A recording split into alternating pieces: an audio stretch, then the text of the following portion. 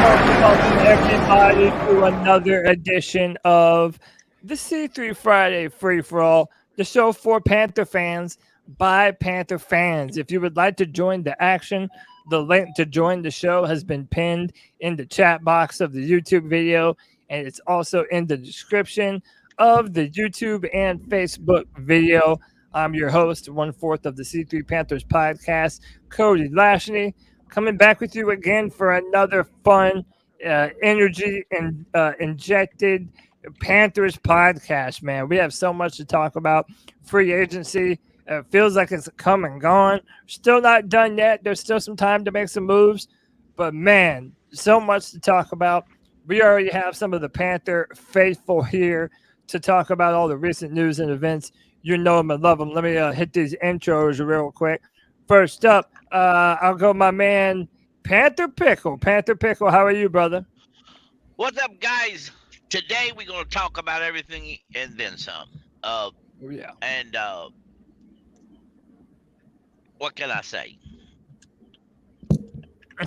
Keep pounding.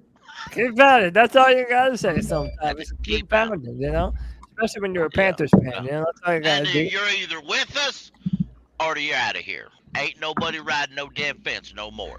You're either 100% with us or you're out of here. Be with us. Be with us. Next up, let me see who I want to go to next. Let's go to my brother, my favorite masshole, Nick Montiero. Nick, what's up, dude? What up, bro? What up? Happy Friday. And guys, I felt like taking a vacation day. I had some family stuff going on today, so I'm kind of milking the last week at my old job. It's been a good Friday, but you know, I have to say, for a bunch of people that cried for us just paying for years and years and years, it doesn't seem like we're overly excited to have a number one pick. At least not as excited as I thought we would be, dude. So, one, you already know what I'm going to tell you. Your microphone's doing all the crazy stuff again. But I do feel like everybody is pretty excited right now for this number one overall pick. I feel like there's been a ton of energy going around. But come back out and come in, and we'll get you going officially, man. Next up, my man just made his own YouTube channel, Panthers Central. Anthony Picarello, what's up, dude? What's going on, C3? What's going on? Friday Free For All. Let's get it. Yeah, I just made my new YouTube channel. Check me out at Panthers Central Podcast on YouTube. But yeah, just happy to be here with the boys as always. So yeah, keep pounding. Let's go. Keep pounding. Absolutely. Next up, you know, this man seems to always get what he wants whenever he wants a player. You know, his South Carolina guys. He gets to have them, but I never get to get my Clemson guys. It's all right, dude. I'll stay salty about it. It's White Chocolate Espresso. What's up, dude? Dude, is that how all South Carolina fans celebrate? Just woo! I might need to mute you for that. That sounds like that rebel yell they did during the when we beat y'all. Oh my God, this guy is insufferable. Hey, I won't ever Kevin. forget that tweet Cody sent. He said South Carolina does not want Clemson after they beat Tennessee. Hey man, they wanted Georgia, remember? But you know what? Let's be real here. Let's be really real. The Carolina Panthers will draft South Carolina guys. They've even drafted a few Tennessee guys. How many Clemson guys have they drafted? They drafted Coastal Carolina guys. Yeah, none of them. Coastal Carolina guys. It pisses me off, Pickle.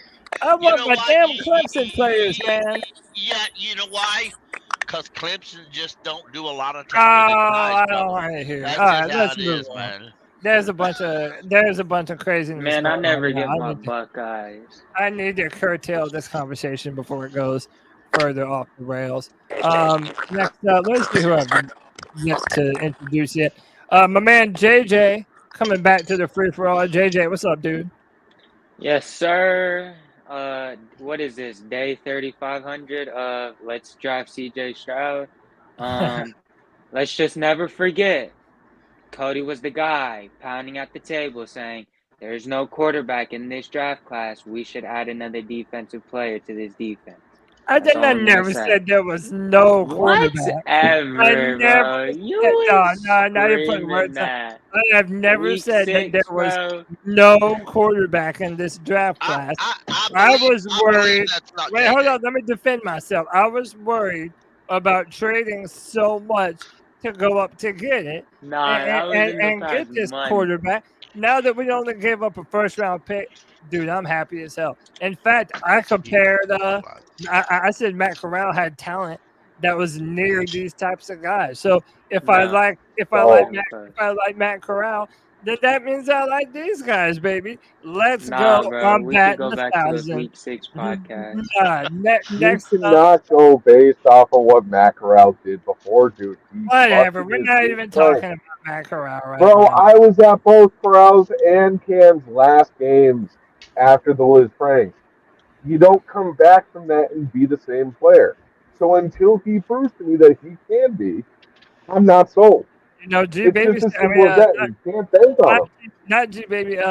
Drew said that you were the bad luck charm, so maybe you're to blame for the Liz Frank injuries, bro. Damn. Maybe I am, but you know what? The last time I went to a game, we set a record for rushing for today. So you know what? Oh, you went to that Lions game. Oh yes, and that was a great game. That was good. All right, man. I'm sure you had a great one. Let me finish. This is the longest damn introductions I do think I've ever done. But let me see who have I not. Jay Stubbs, my man. How you doing, bro? What's up, everybody? Excited about all the news, and I think we're all sitting around wondering, being some curious cats. So hopefully we can get the draft over with soon, so we can finally get the guy and move on and start winning championships. Let's go. Hell yeah, absolutely. Next up, my man Alex, 814 Panthers, out there in the West Coast. How you doing, buddy? What's going on, guys? Happy Friday. We're starting to round out that roster of ours. Tight end, running backs. Just need a couple more receivers. Maybe a defensive end. Maybe that'll happen in the draft. But yeah, I'm excited. I mean, the roadmap for Fitterer, he's going to plug in that quarterback. We're going to have like 4 or 5 years to groom and like fill out that roster and probably win some championships.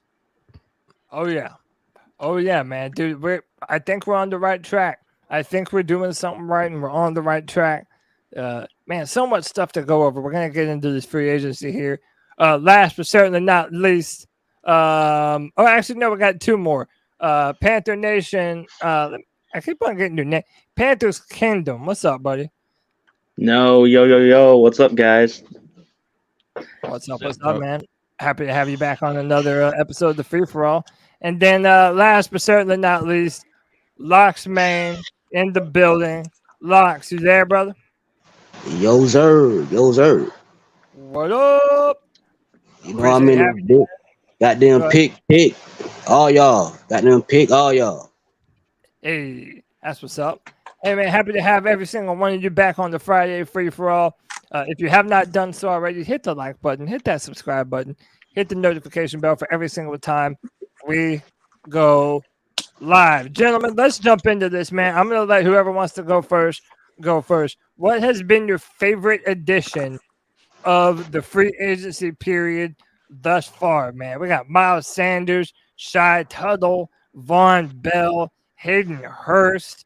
Man, we've really added Andy Dalton, Bradley Bozeman. So many upgrades that we've done. Who wants to go first? What has been your favorite signing thus far? I go first. I'm gonna go. Bradley Bozeman. I'm gonna go with Miles because he was unexpected, and I think he was probably the one upgrade over Foreman that I thought we could get. You know, he came as a real surprise to me. So I'm gonna go with Miles Sanders. I love that, man. Miles Sanders was a fantastic signing. Now, a lot of people are like, oh, well, since it's a running back, you shouldn't really be paying for running backs.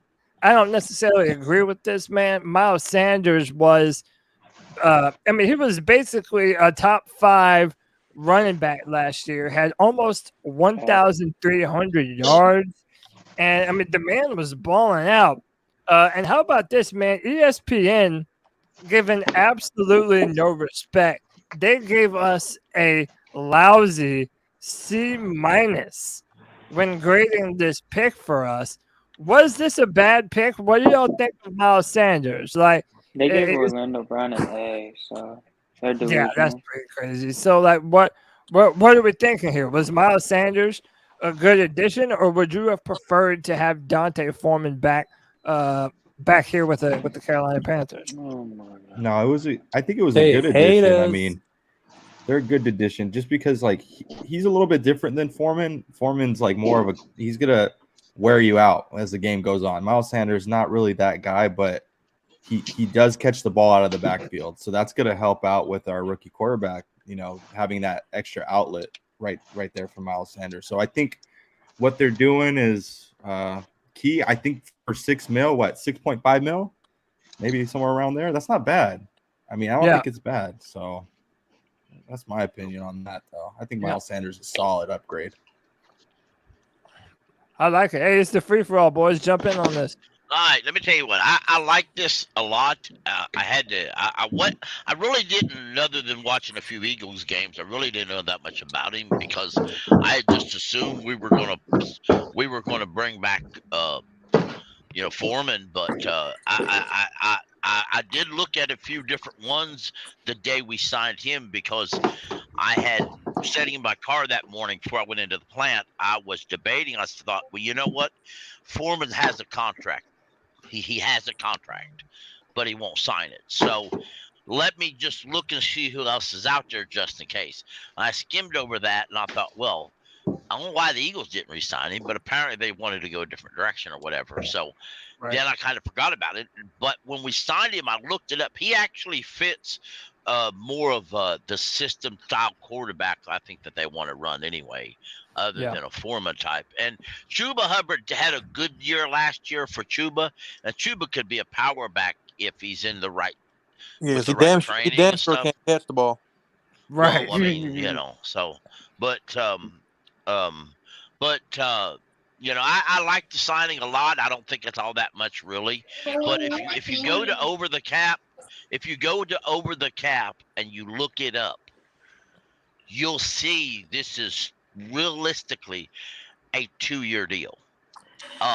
Cody, if you want to go to over the cap, a lot of the contracts we signed are 2-year deals. Right. Every single contract we signed are basically a 2-year deal with a team option. So check this out.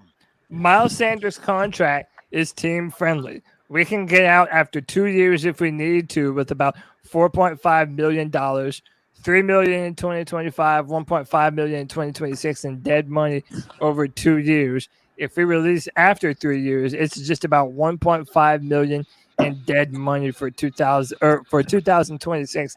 This contract is not as bad as people are making it out to be.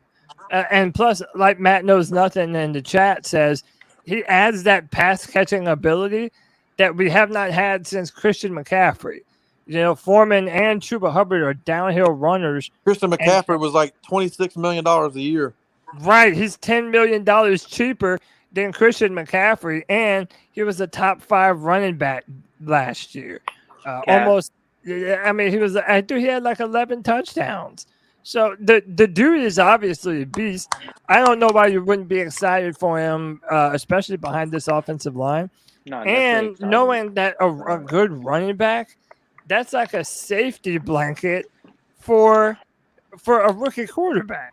So why wouldn't you want to have a player like that? I think it was a great move.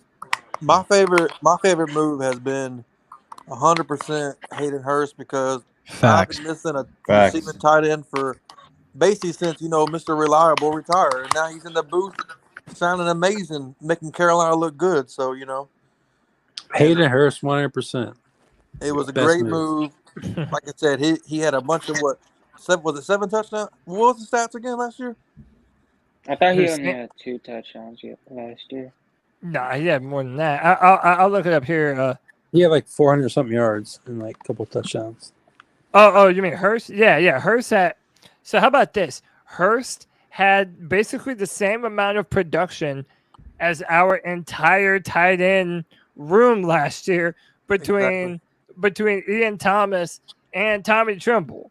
I mean, this, in my opinion, has been one of the most underrated tight end prospects in the league right now, and has been for a while. So go ahead and talk about him, Kev. I know you've been dying to do it. Tell us why that's your favorite signing. The dude is just reliable pass catcher. He's like, what was it, 80% catch rate or somewhere around there? Yeah. I mean, he's played behind Mark Andrews, so that cost him a bit with the Ravens. I think he got injured his rookie year, and Mark Andrews was drafted the same draft class as him. Like, it was crazy. And then he went to Atlanta. He played pretty damn well. I think he had his best year there. Yeah, but his first year in Atlanta. Yeah, and then the very next year they get what's his dude's name? Pitts. Yeah, the guy who's supposed to change all the tight end positions. Yeah. And then he goes to the Bengals and he has to compete with catches with, Higgins and Chase and Boyd and all them. And he still put up pretty good numbers. So, I mean, yeah. That's a great point, man. He was in a Bengals offense that had Tyler Boyd, T. Higgins, Jamar Chase. He was never the first option, and yet they still found a lot of reliable ways. And if we're being real, later down the season with the Bengals, they started utilizing him a lot more in their game plan.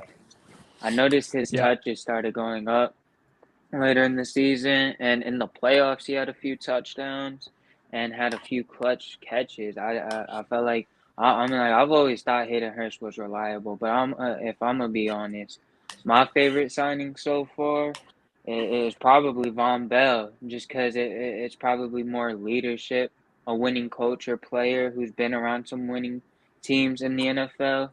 On the defense, he's a guy we all know, probably, I'd assume. I'm also pretty sure he's a Buckeye, which I always forget that.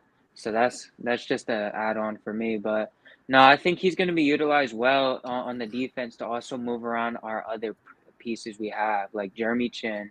We can finally use him in a better role that we know works to his strengths, like tackling. We can use him in that linebacker role we've all been begging for. But him and Hayden Hurst are definitely my favorite pickups. And he's a big dude too, man. What you just said was the biggest thing, man. We can put Jeremy Chin back in the box now, and he's gonna destroy a team in the box, bro. Yeah, he's fast, man. You can't he runs sideline to sideline. He wraps up real good. Dude, someone was trying to tell me that we should trade Jeremy Chin in a pick for injured Jerry Jeudy.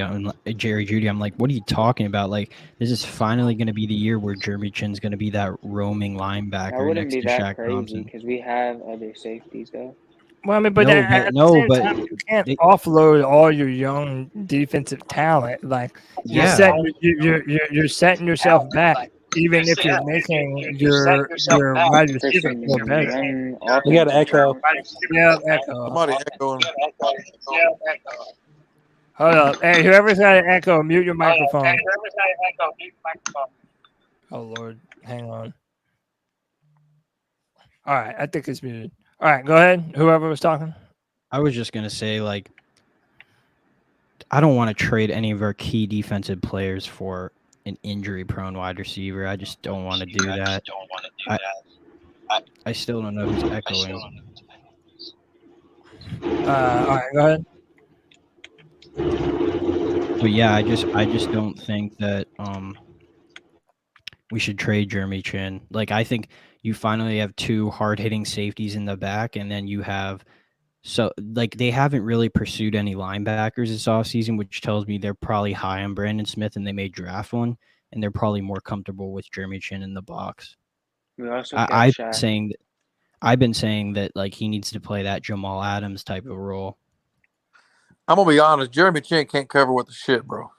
Well, that's why he's better in the box. Out routes pretty good, but that's about it. And that's why the Von Bell signing is all the more interesting. Yeah, Jeremy. They play the same position. And I love Jeremy Chin, but that dude was getting completely turned around last year, bro. Jeremy Chin, to me, he covers like a linebacker. He really does, to me. And I now wonder if it was a mistake to put him at safety at all after we drafted him. But it is what it is, I guess. Well, But, Phil Snow likes to play Banging at safety the as linebacker. table So. for Isaiah Simmons exactly. that year, So, but just for Chin to be better. Gardner, Chancey Gardner Johnson is still a free agent, and if we're going to trade anybody, because I was offline briefly or away from the thing, but if we're going to trade anybody for any wide receiver, let's be real. If you're talking about Denver, I'm assuming you are. You may not be. They do need running back. We'd trade Chuba Hubbard. I mean, I know Chuba Hubbard's a young guy. But nobody wants Chuba like that. Well, His value is probably. why would anybody want Jeremy Chin? If that's what you're talking about, They would want Jeremy Chin. If you don't know whatever it was, I mean, I don't want to trade Jeremy Chin because let me tell you what you're going to do. If you start trading everybody to fill one hole, eventually you're going to have an overloaded at one spot and you're going to be bare everywhere else. Listen, everyone just calm down. We're not trading Jeremy Chin, okay? Yeah. But Mark Andrews took his job because Mark Andrews is a better tight end. Hayden Hurst is just a jag. He is just another guy. He can't even stick with the team. Hold on, just let me before anybody say anything. Just let me finish. Before any comments. Now he's been bouncing around the league, because he's just not that guy. Now that's for Hayden Hurst. Now everybody talking about this Von Bell signing. If anybody don't remember, Von Bell was drafted by the Saints. The Saints let Von Bell go because he can't cover. Yes, he can hit, but he can't cover. If you could have got Jesse Bates was the better goddamn safety from the Bengals than Von Bell. Now, real quick, then everybody talking about goddamn Jeremy Chin playing linebacker. The year Jeremy Chin rookie season when he played linebacker, Jeremy Chin had to get knee surgery that same off season. Jeremy Chin isn't big enough to play linebacker. He isn't big enough to be taking hits like that. Thomas Davis was built different from Jeremy Chin. He was bigger than Jeremy Chin. Yeah.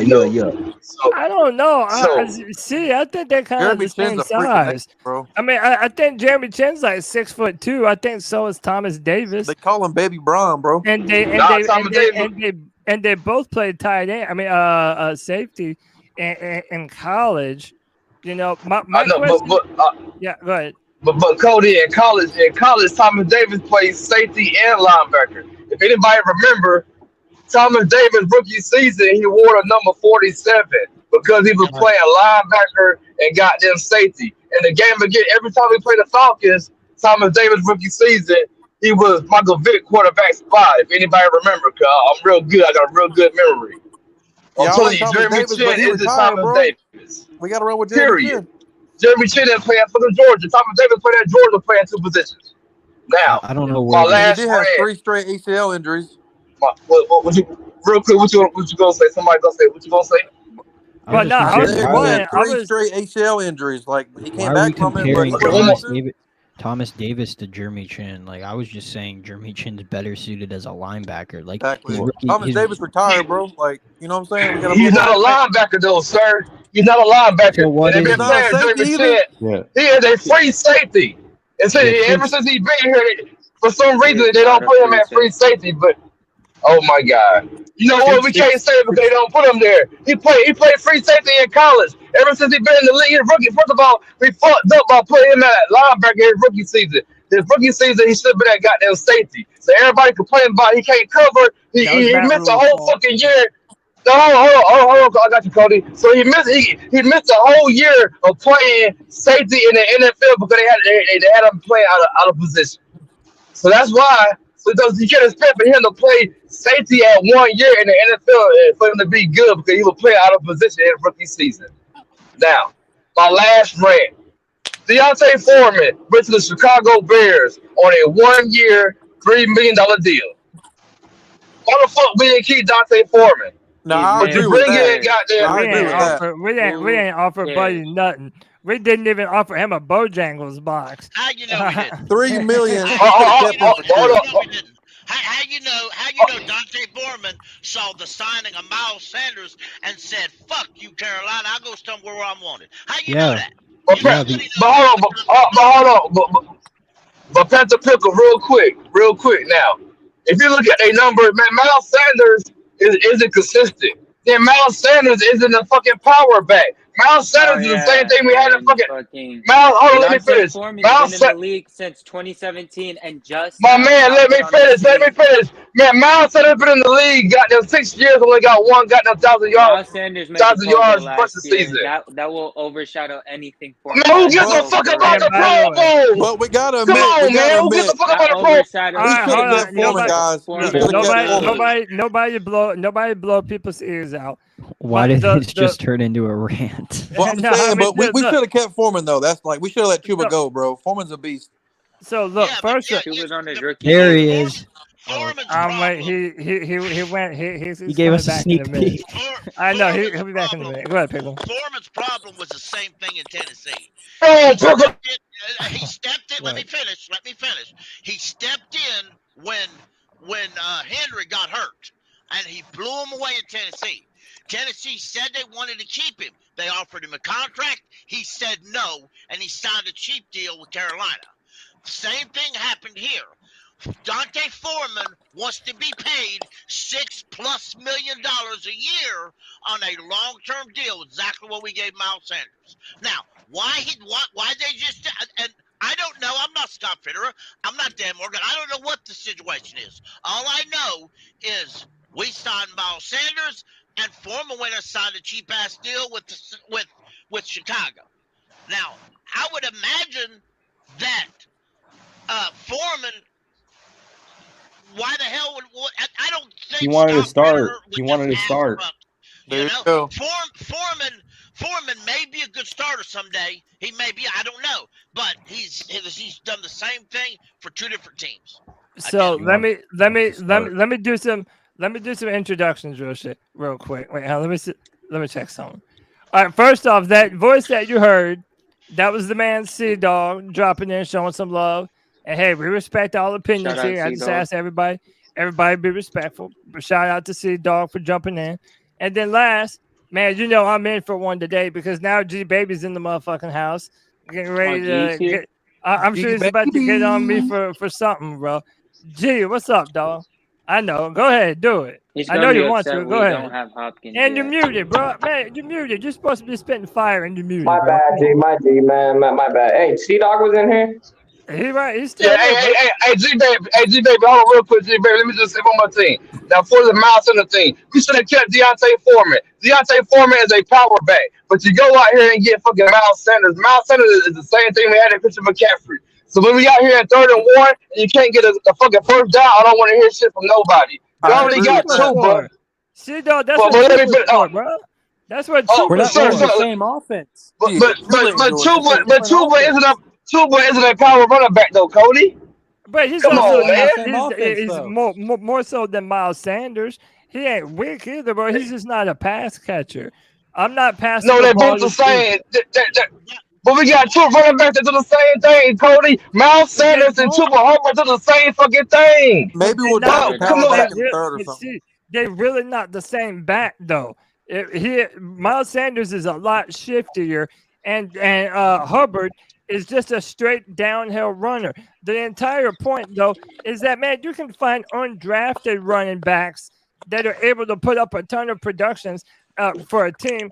Kyle Shanahan has proven that before. Why is it that somebody that was top 5 in rushing yards at the running back position couldn't do the same damn thing for us this year? It's all now, about real the quick, Cody. line. Now, Cody, real quick, I'm gonna just say one more thing. I'm done with my rant. Now, you're good. The Eagles have one of the best fucking offensive lines in the fucking league. Can we agree, Cody? Yeah, for sure. Of course. Okay. So it's not offensive line anywhere near the fucking Eagles. Hell Yes or yeah. no? It's close. I mean, It's we're close. No, it's not. No, the fuck is not. No, the We're fuck not. is come on, We're stop, not. We're stop, not. We're stop, not. We're stop far it. off, bro. Maybe Russia, But not that- not this Panthers. is- That's the look, best this are is top offensive this is 10. what line I'm of the saying. past decade. We are What are top we 10. talking about? We're What are we getting talking? way. That's the Listen, best we're O-line getting of the past decade. That has right. 3 Hall of Famers on it. It's got Jason Kelsey. We It's got definitely Lane can't. We Johnson. definitely Andy can't It's retired? pass got block the Brooks. weekend. They've He got Hall retired? of Famers, bro. One at a time. One at a time. One at a time. One at a time. Go ahead, Pickle. Damn. No, I mean, so look, all I was saying though is that, yeah, I mean, even if we don't yet have the pedigree of the Eagles' offensive line, this past year was the best offensive line that the Carolina Panthers have had in forever, like in And a it doesn't hold long a ass time. candlestick to that Eagles O-line. And we were a top 15 line. We were pass protecting at a high level. And We Bozeman were gets to start all year this time, not half the damn year. right, dude. That's another thing. Bradley But Austin Bozeman Corbett tore his coming back. ACL. That is Christensen such broke a his big leg deal. last year, or broke his foot. Like, we I have mean, well, injuries to worry Cade about. What if Mays. Icky has a sophomore slump? Like, I mean, a dude, lot of hey, things y'all can know what I happen. say about retires what from is. the Eagles? A lot of What things if somebody can gets hurt on the happen. Eagles? All right. Like a lot. Yeah, injuries happen, man. But like, you can't build your team scared. Right now, the I'm not Panthers O saying that. line. Right, I'm just saying that the Panthers O line last year did everything at a high clip, running the football and passing the football. If you want to say that we're not good on depth, then draft you some more Our best offensive O linemen. lineman became our worst O lineman last year. To Wait a be minute. honest, Does the quarterback Like, help with offensive lineman Oh yeah. with blocking? You know, they had. Hold on, You who know, said that? Hurts, they had Kevin. Oh, we're Sam not Darnold. blocking. But like, Was that you who said like that? predictable wise, yeah. If they Bro, know that we're just running the goes ball to because show we we've can't had throw a it, terrible O-line. if we If our can't throw the best ball goes and to we're our always worst. running it, no, they're I gonna said that. predict I us said that running our it. best O lineman was Moten, and he's now our worst one. That's a That pretty just good shows upgrade. how improved the O line is. That I'm saying, if shows your how we had quarterback a can't dog throw the shit ball, O-line, and now it's middle of the pack. What were we ranked? 14th? We weren't even top 10 last oh, year. we were top And we're 10. not even that good of a. We don't have a We're middle quarterback. of the road You in gotta We're a terms use of pass predictable blocks, blocking. offense bro. last year. We were Imagine top if we didn't 10 have a once predictable Bozeman came in. offense.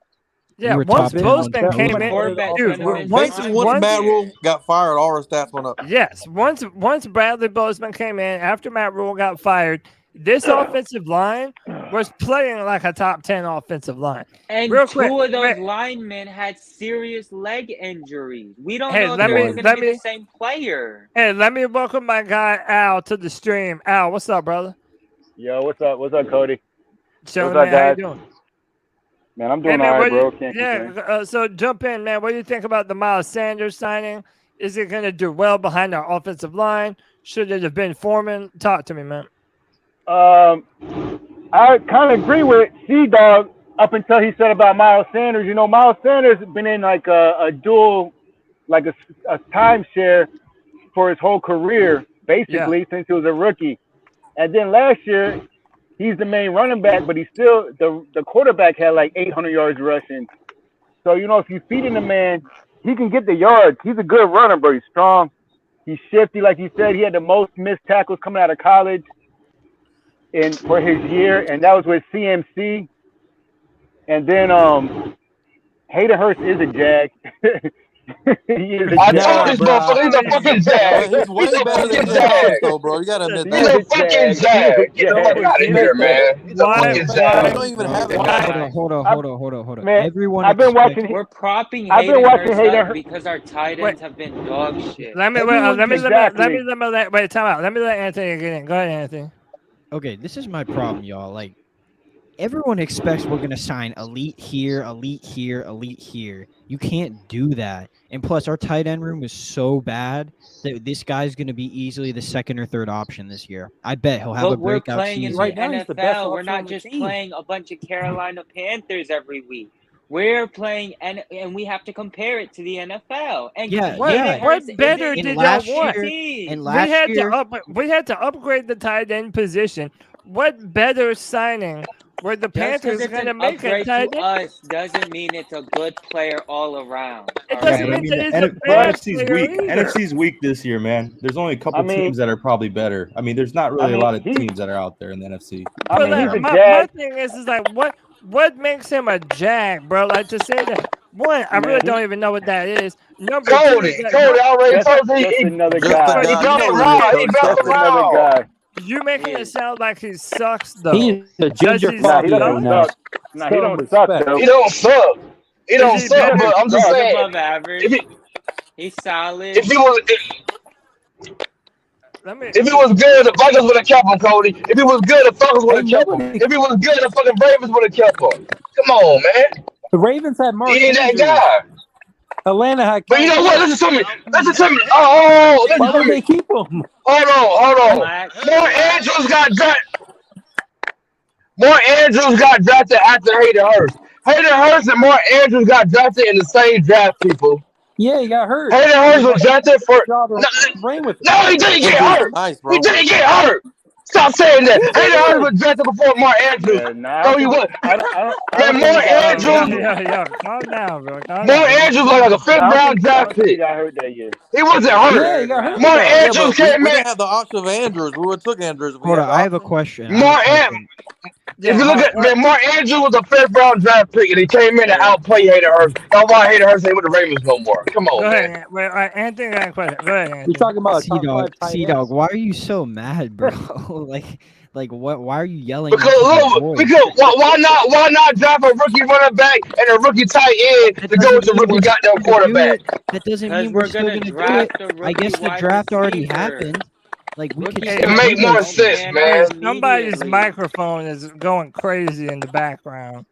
C If Dog, Somebody, do you that's somebody realize? shit in the Do background. you If you're realize that the if rookie you're tight not ends? speaking, mute your microphone. Go Do ahead, you Anthony. realize that rookie tight ends don't pan out right away? Do you realize that rookie Exactly. running backs take time to pan out right away? You can't just go into the My draft man, with Ian Thomas but listen and to me. Hold on, let me finish. Go ahead, Anthony. Donta Foreman wanted to go somewhere where he was the RB1. Okay. And he's still not even, like Pickle said, he's still not even getting $6 million a year. How do you think the league views him? He had one stretch of good games. That doesn't mean he's an elite running back. That doesn't. Yes, you can always. Man, Miles Sanders is an elite. Come on, man. Not elite, Come but on, are he's you being definitely serious better. right now? He's better than. He's put not on better. more- Even listen, if you look at my man, Okay, if you look at the hold stats, on, he's hold not on, better. hold If on. you look at the You're stats, telling he's me not that- better. you're If telling you me look that- at the stats, he's you're telling me definitely better. Yeah, y'all gotta let people If you finish. look at the stats, he's definitely better. You're y'all telling gotta me let- that one stretch. Was he a Pro Bowler? Yes, Yeah. you're telling me that one stretch of Foreman from week 7 to week 17 in his whole career, where he hasn't played a full season. Besides that, go back and look at it. He's always been the second guy for a good damn reason. You're telling me that 10-week period makes him My man, he played behind Derrick Henry. What running back? Foreman? Why did My you man, want Foreman? Derrick Henry went down. Hayden Hurst had to go.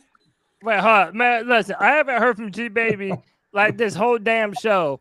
So I'm about to flip the mic over to him. Nobody wanted him. G Baby, tell me G who. Baby tell could me- just G relax. Baby, tell me who's good. Tell me who sucks. Tell me something, bro. And that Bryce Young is that motherfucker. All right, you guys want to hear what I gotta say? Let me tell you what I gotta fucking say, G. Come with. Hayden Hurst is gonna have 1,000 yards receiving this year. There we go. Exactly. Not only is he gonna have 1,000 yards receiving this year, if we can keep him and we do draft Bryce Young's obviously my dog. But if we get even if we get CJ Stroud and we keep those two together, the rookie QB, and we keep Hayden Hurst will break Greg Olson's consecutive 3 years of 1,000 yards receiving yards. The ginger Not Fabio. capping. Not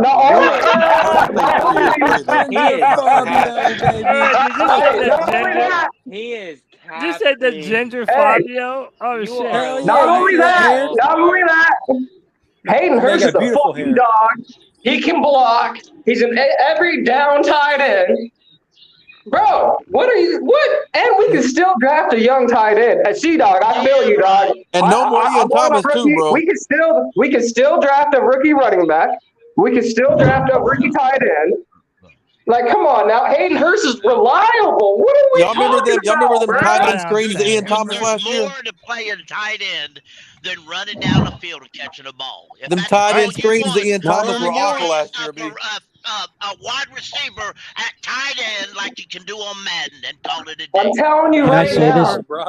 I'm telling you right now, Hayden Hurst is a fucking dog. And if we pair him up with either Bryce Young or CJ Stroud, what the fuck are you guys talking about, bro? Hayden Hurst is like the 14th best tight end in the NFL. He's been the last option on teams that have been loaded. There's a reason for that, Cody. There's not a reason for that. He's been hurt, bro. Yes, there is. He's been hurt, bro. Hurst is our best option right now. Right, you know what? Wait, hold on. Time out. I gotta get control every once in a while. Y'all gotta cut me some slack, damn it. Y'all got me out here bouncing back. You guys would rather have Gesicki? That motherfucker can't even walk.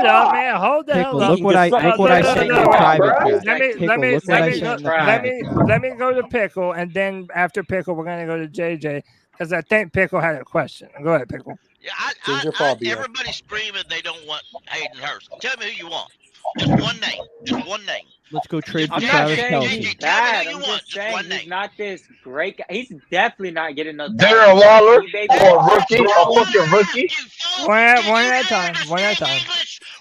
Give me one damn name of the guy you want free Dalton One. Schultz is way better. Give me one. Well, I mean, Bryce Young loves throwing to his tight ends, boys. Bryce loves throwing to his fucking tight ends, bro. Hayden Hurst will have a fucking breakout season. Ginger Fabio. If you tell me you would have traded for Walter or the guy that went to the Giants from the Raiders, that guy Walker? was Darren Waller. Waller, yeah, he was hurt his entire time with the Ravens. He come to the Raiders and was healthy for 2 seasons. Then he been hurt again. His ass can't stay out of the hospital bed. He ain't worth the money anybody paid for him. He damn sure ain't worth a 3rd round pick.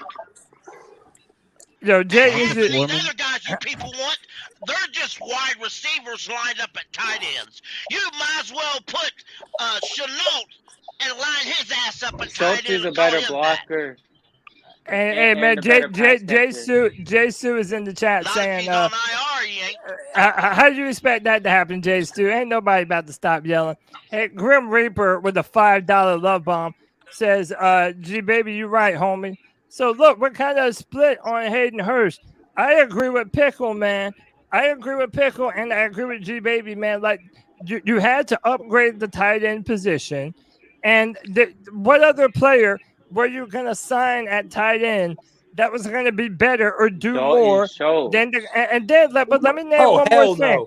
Let me name one more thing, man. Overpaid and overrated. This front office has also done a great job at bringing people on the team that are from the Carolinas.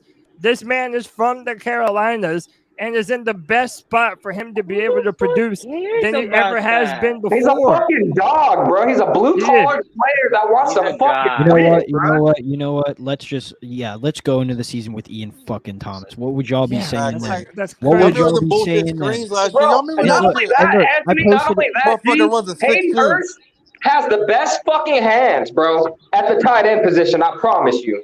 I posted this in the private chat. Donta Foreman has played 5 seasons for the Titans, Texans, and Panthers. He only has 1,900 yards, 23 catches, and because he's a Jag. Yes, he's a Jag, and it's also because he's been on multiple injury fucking prone. Nobody wants him. Hey man, I'm gonna say 2 things and I'm gone, man. What he is. Hey Cody, I'm gonna say 2 things and I'm gone, man. I hope everybody have a great day. Happy St. Patrick's Day and TGIF. I'm gonna say 2 things and I'm gone. Real quick, man. Miles Sanders is a fucking Jag. But real quick though, we should have kept Stephon Gilmore. Everybody say, I'm trying to figure out how the fuck we got there. We got Dante Jackson can't stay healthy for shit. You keep got that stuff on Gilmore. You got them good. Now he's a fucking Cowboy, so I gotta hate him. Real quick. If Stephon Gilmore was on the Panthers last year, we would have beat the Buccaneers. But J.C. Horn and got the Dante Jackson. That's a fact. But my thing is, we just made some bad decisions, man. But I hope everybody keep pounding up. Everybody have a great day. Make sure you give a shout out. You know what I'm saying? These boys do a great the free fall every Friday. They do the show every Tuesday. Then they got the They got a game simulations on goddamn Saturday during the season. But everybody have a great day. TGIL Dog 1983 out, man. Appreciate you, Keep C pounding. Dog. Y'all give it up for my man C. C always bringing the energy, man. You gotta love C Dog, man. We always You love ain't the energy. underestimating that no more. We still got a move left though, right? Like I think we'll get a receiver for sure. I think it's gonna happen. Oh, we're gonna have to. I'm just gonna say this one more time. Everyone's standards for these free agents are way too high. Okay, maybe when we have a quarterback, a proven one, then we're gonna get all the rumors about these top-notch And guess players what? wanting to And come guess what, fucking play Anthony? with us. We're gonna have money because we have a cheap quarterback on a rookie Like everyone deal. needs to chill out. This is this is the problem. We haven't been in this But you position didn't say since that when 2011. G-Baby No, said hold Hurst on, was hold getting on, hold on, 3K. hold on. We haven't been in this position since 2011. So everyone's reacting different. Since we're not just reloading, yeah, we're competing for the division, but we're also trying to build the fucking team. Like, look at what Scott Fitter is doing right now. He's bringing in pieces to the weakest positions on the team. Yeah, and y'all are acting like, oh, well, let's go sign Jesse Bates. Let's go pay him a bag. Let's go pay Dalton Schultz a bag. The goal let's is have this no year fucking money to pay is to anyone get a else. rookie quarterback and to still win the division. That's it. That's the plan Exactly. this year. Schultz isn't getting a bag. That's why he hasn't been signed. Bro, why do you think no one's paid him yet? Because he wants a bag. Didn't he tear his ACL? The thing I was saying about Hurst, I mean, he's a good player. Don't get me wrong, he's a good player. But if you've been on 4 teams in 3 years, or 3 teams in 4 years, bro, you're just another player. Yeah, he's a good player. He's a good player, but we just need a solid player. But I told you Foreman. I told you I like Miles Sanders over Foreman. Miles Sanders is way better than Foreman. Miles Sanders and Hurst is way better than Ian Thomas, ain't he? Yeah, he is. Right now, hold on. I got a question. He is way better. I got one question. Let me ask you a right question. now. Let me ask you a question. The same question I asked JJ, and he won't answer me. What tight end do you want that's a free agent? I said Dalton Schultz like 100 times. Well, man, Dalton Schultz.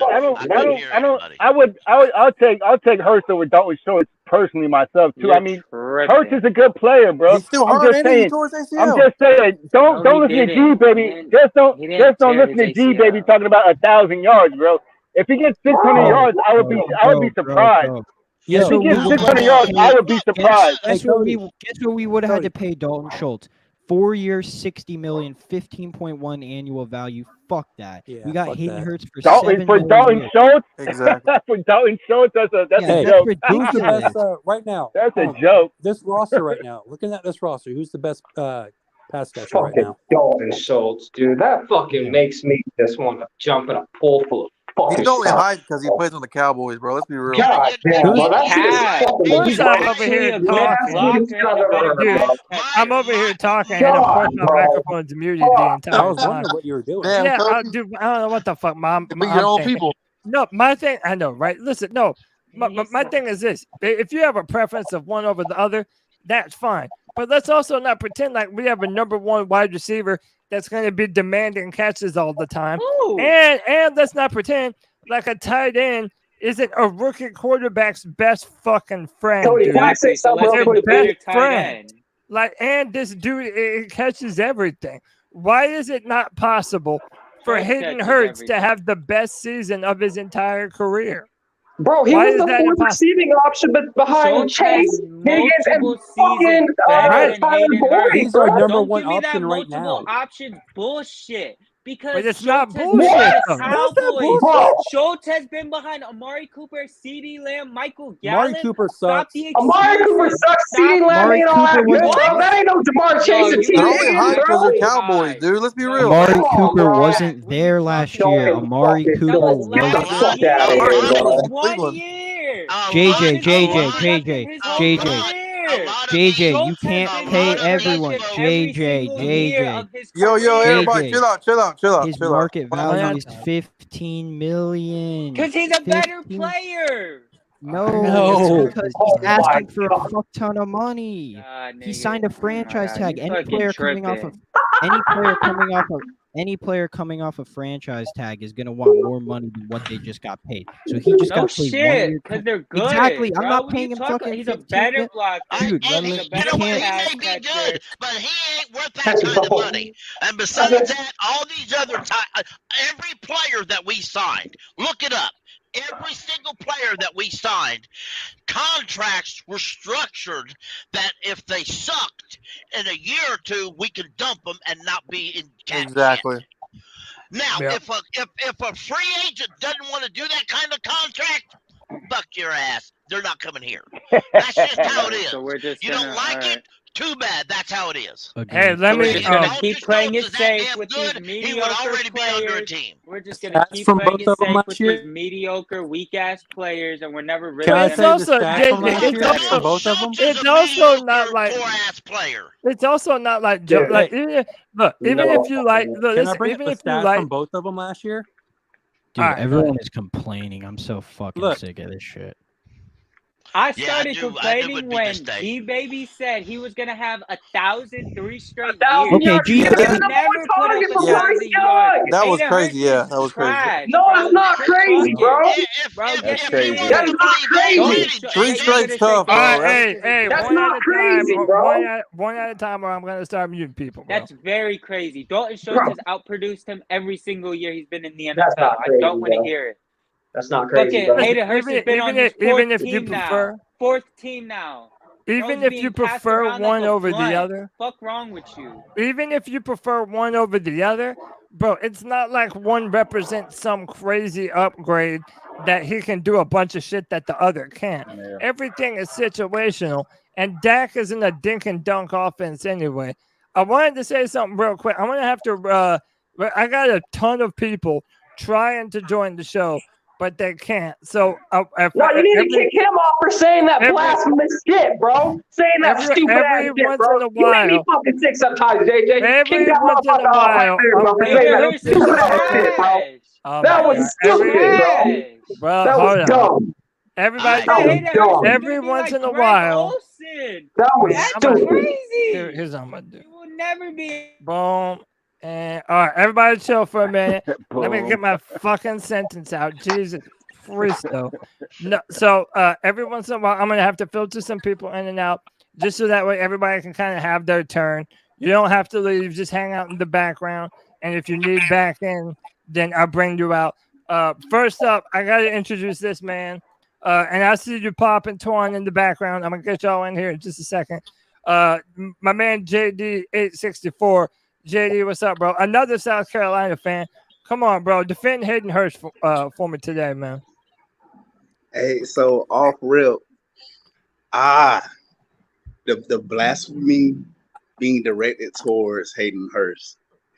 Talk to him, baby. I want the Hawaiian sweet shit, baby. Cody, I sent you something on Messenger. Look on your Facebook Messenger, Cody. Bring it up. So, by the logic that C-Dog was spitting, Greg Olsen wasn't worth trading for because he didn't do a whole lot prior to him getting to Carolina, right? So you look at Hurst drafted to the Ravens, Mark Andrews. Hey, that's good company to be in. Moves on from the Ravens, goes to the Falcons. The Falcons decide to bring in I forget his name. Kyle Pitts, like what, drafted him number 2, number 3 overall. Number 8, I think. Number 4. And then Hurst goes on to the Bengals. He had some fairly good success with the Bengals, and as others have pointed out, that's behind Higgins. That's behind Boyd. Look at that difference. Yo, that man was the 3rd, 4th option on that team. He still put up better numbers Now than go the look tight at ends we Dalton had. Schultz production. Clear. It's not that big of a it's not that big of a reach. Yeah, this is Schultz. So The this thing is with Schultz this is is- Dalton Schultz.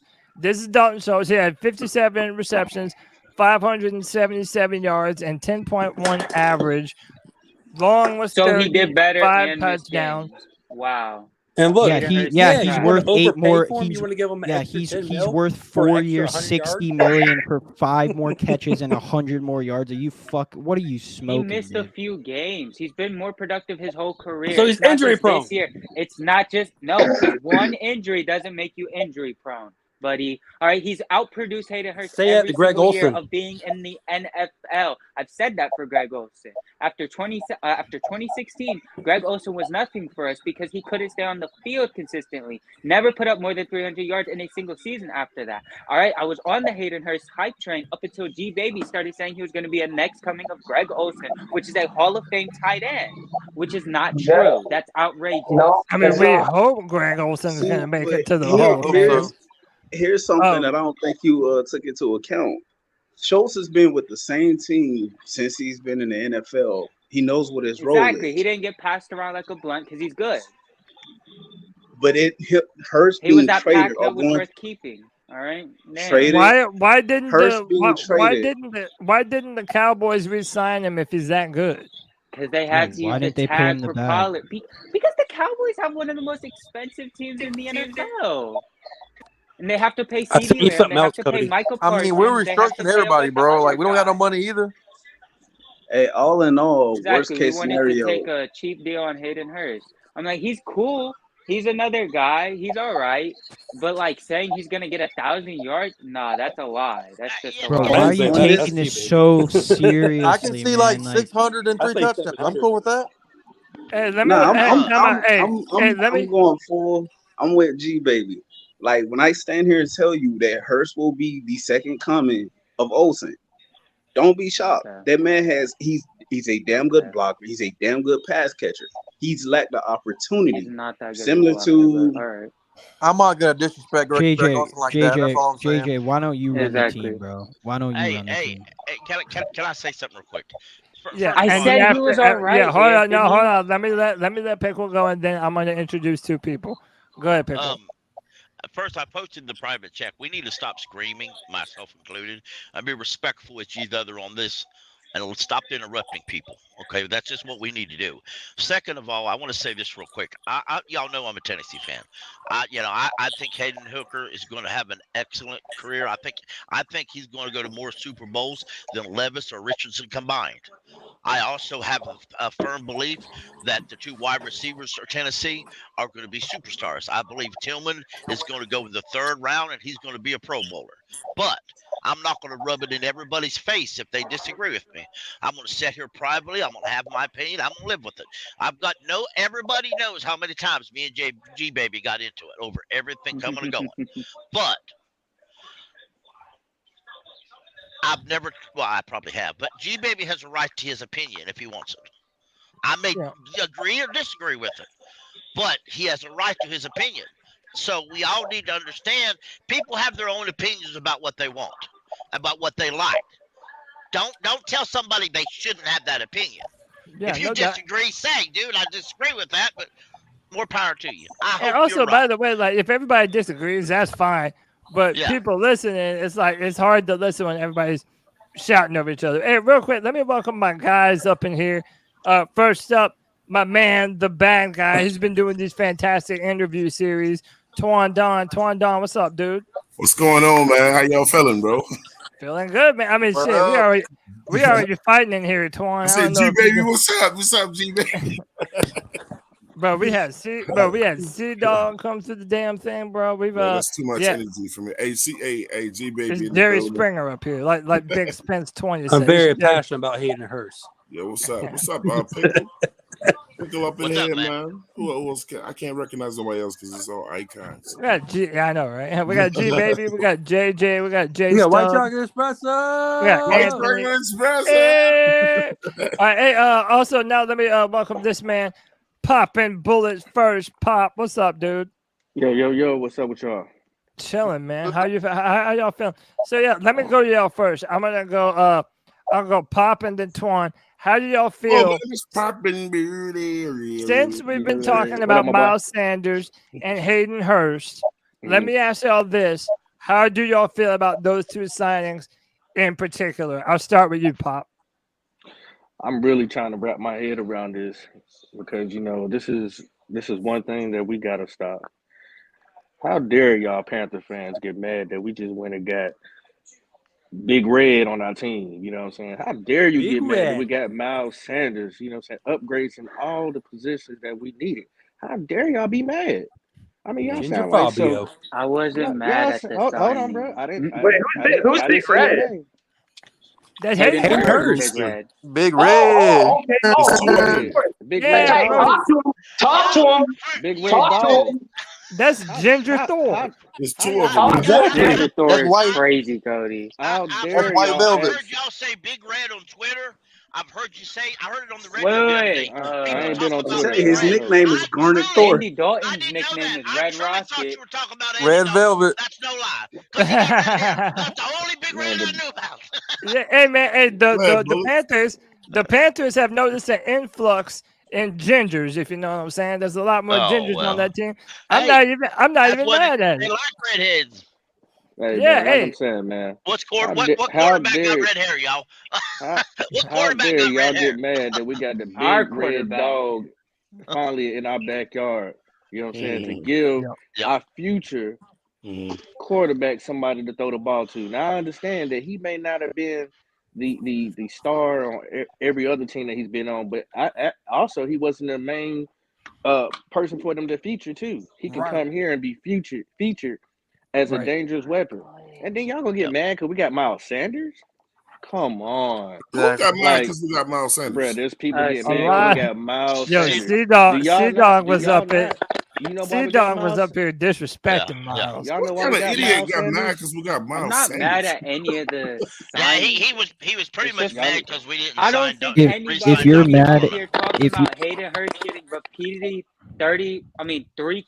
good God, multiple 1,000-yard seasons if he wasn't on the Panthers. I don't think Bro, he's anybody would be saying that. exaggerating. Stop taking it so seriously. Listen, for the people that are mad about the signing, let's just go back 2 years and start the Matt Rule era I over ain't got time to again. go back What 2 the years, man. Forget fuck? all that. Man, Okay, so like stop complaining y'all want now to be when we're building mad? a serious Y'all want to team. be mad? Email Deuce Staley. I bet he'll tell you something real sweet, because that's how we got that boy Hey, on our that's a team. good ass point, Pop. Like Deuce Staley doesn't know how to evaluate talent. You're gonna Exactly.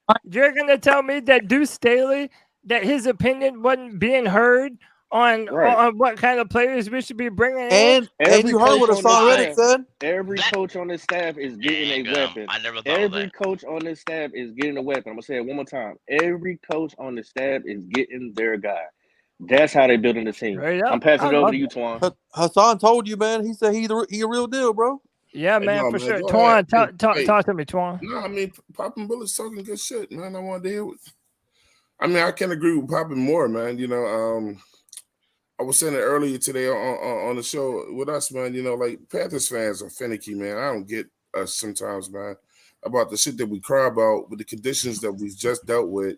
And then we don't want this person, we don't want that. When we're talking crying about shit that we didn't have correctly, man, we just got a power coaching staff. Then people complain about that. We got an owner that's coming around that's acting like a real owner now. We got a GM that was being held back. And now we're going out here getting these threats and these good guys, improvements from what we had on our team. And people like, I don't like this person, I don't like that. Carolina Panthers don't have the right to say what we don't want. This ain't 2015, man.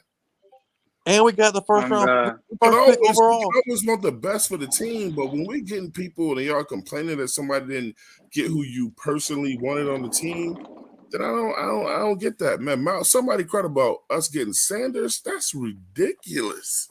I'll tell you what. They would have cried if we would have got Williams. Hold that thought 1 sec. Let me do some due diligence here. Old school Panther fan with the $5 says G Baby is on point. So G Baby's got a few fans today. Eric 37 with the $2 says at the end of the day, we all want the Lombardi. That's it, baby. We're trying to move in the right direction, man. Like, look, even if you didn't get your guy, the Carolina Panthers are better off because of this offseason than we were even, a couple of days before, man. Like the roster, I feel is better now. Bradley Bozeman back in the building. That's the most important part of our entire damn offensive line. And Bozeman's back. I'm gonna say The something real statement that quick. I'm making is like, we got so much positive shit to be happy about, but we bitching every Friday night, bro. You know why, Twan? Because Panther fans have gotten so used to mediocre players that when we finally let some things go and then get something new, they don't know how to act. Do y'all know, if y'all look at it from this standpoint, do y'all know we probably got the best backup quarterback in the division? Us. And you know what? It's because we got that red rifle, baby. Oh, shit. Josh McCown talking to Andy Dalton. We're doing things, man. Think about, and then I'll pass the mic to Pickle, and then I'll introduce somebody. But think about all of the quarterback expertise that we're going to be able to surround whoever we draft with. We have Andy Dalton, played a ton of NFL, a ton of snaps in the NFL. Josh McCown has played on every NFL team since the dawn of time. And Frank Reich, another former quarterback himself, who's been through it all, seen it all, won Super Bowls. Like this staff right now is in a position to help the quarterback tremendously. That's why I'm not freaking out too much about the weapons. I think Hayden Hurst and Miles Sanders were incredible signings. And even if you like a certain player better, man, these guys have the potential to be the best version of themselves here in Carolina, as opposed to anything we've ever seen from them before. If I could, because I say, that's got to echo. Somebody got to echo. Hey, my man M Dog, mute your microphone.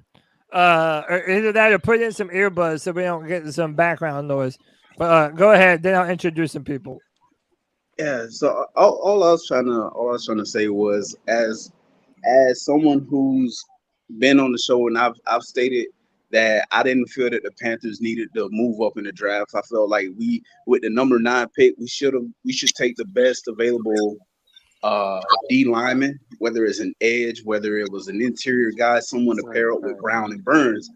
As someone who advocated for Tepper to rehire Wilkes, as someone who wanted Corral to get a fair shot and be the starting quarterback this upcoming season.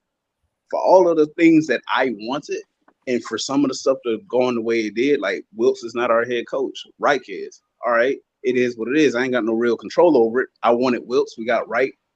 Both of them are better head coaches than Rule. I wanted Corral to have a fair shot. He might not, but I'm still of the mindset that Corral he's on par with these QBs that are coming out. Time will tell. If he got that dog in him, he'll an opportunity might present itself. And if it does, if he got that dog in him, he'll show it. Absolutely. I hate, like right now, like for all the good that's happening with this team, I absolutely hate the fact that with that trade to get the number 1 pick, we lost DJ. Mm-hmm. But I'd be damned if I'm sitting here like, we lost DJ, but is it possible? Could we get a Chark? Could we get a Nuke? Okay, maybe we don't trade for any of those guys. Is there somebody in the draft we could go? Man, we about to get a new DJ. Bro, I'm upset to win the war. I'm upset in a way. To win the war. We about to get another DJ. I'm upset in a way, but then I'm sitting here and I'm like, I wanted us to draft Hayden Hurst the year that he was coming out.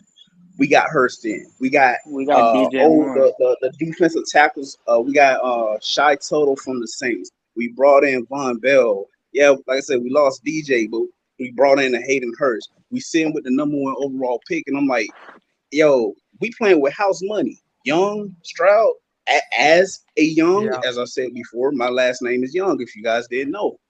Yo, if we draft Young, I'm petitioning that Cam let him rock the number 1 just so he can have Young 1 on the back. Hell no. Like, I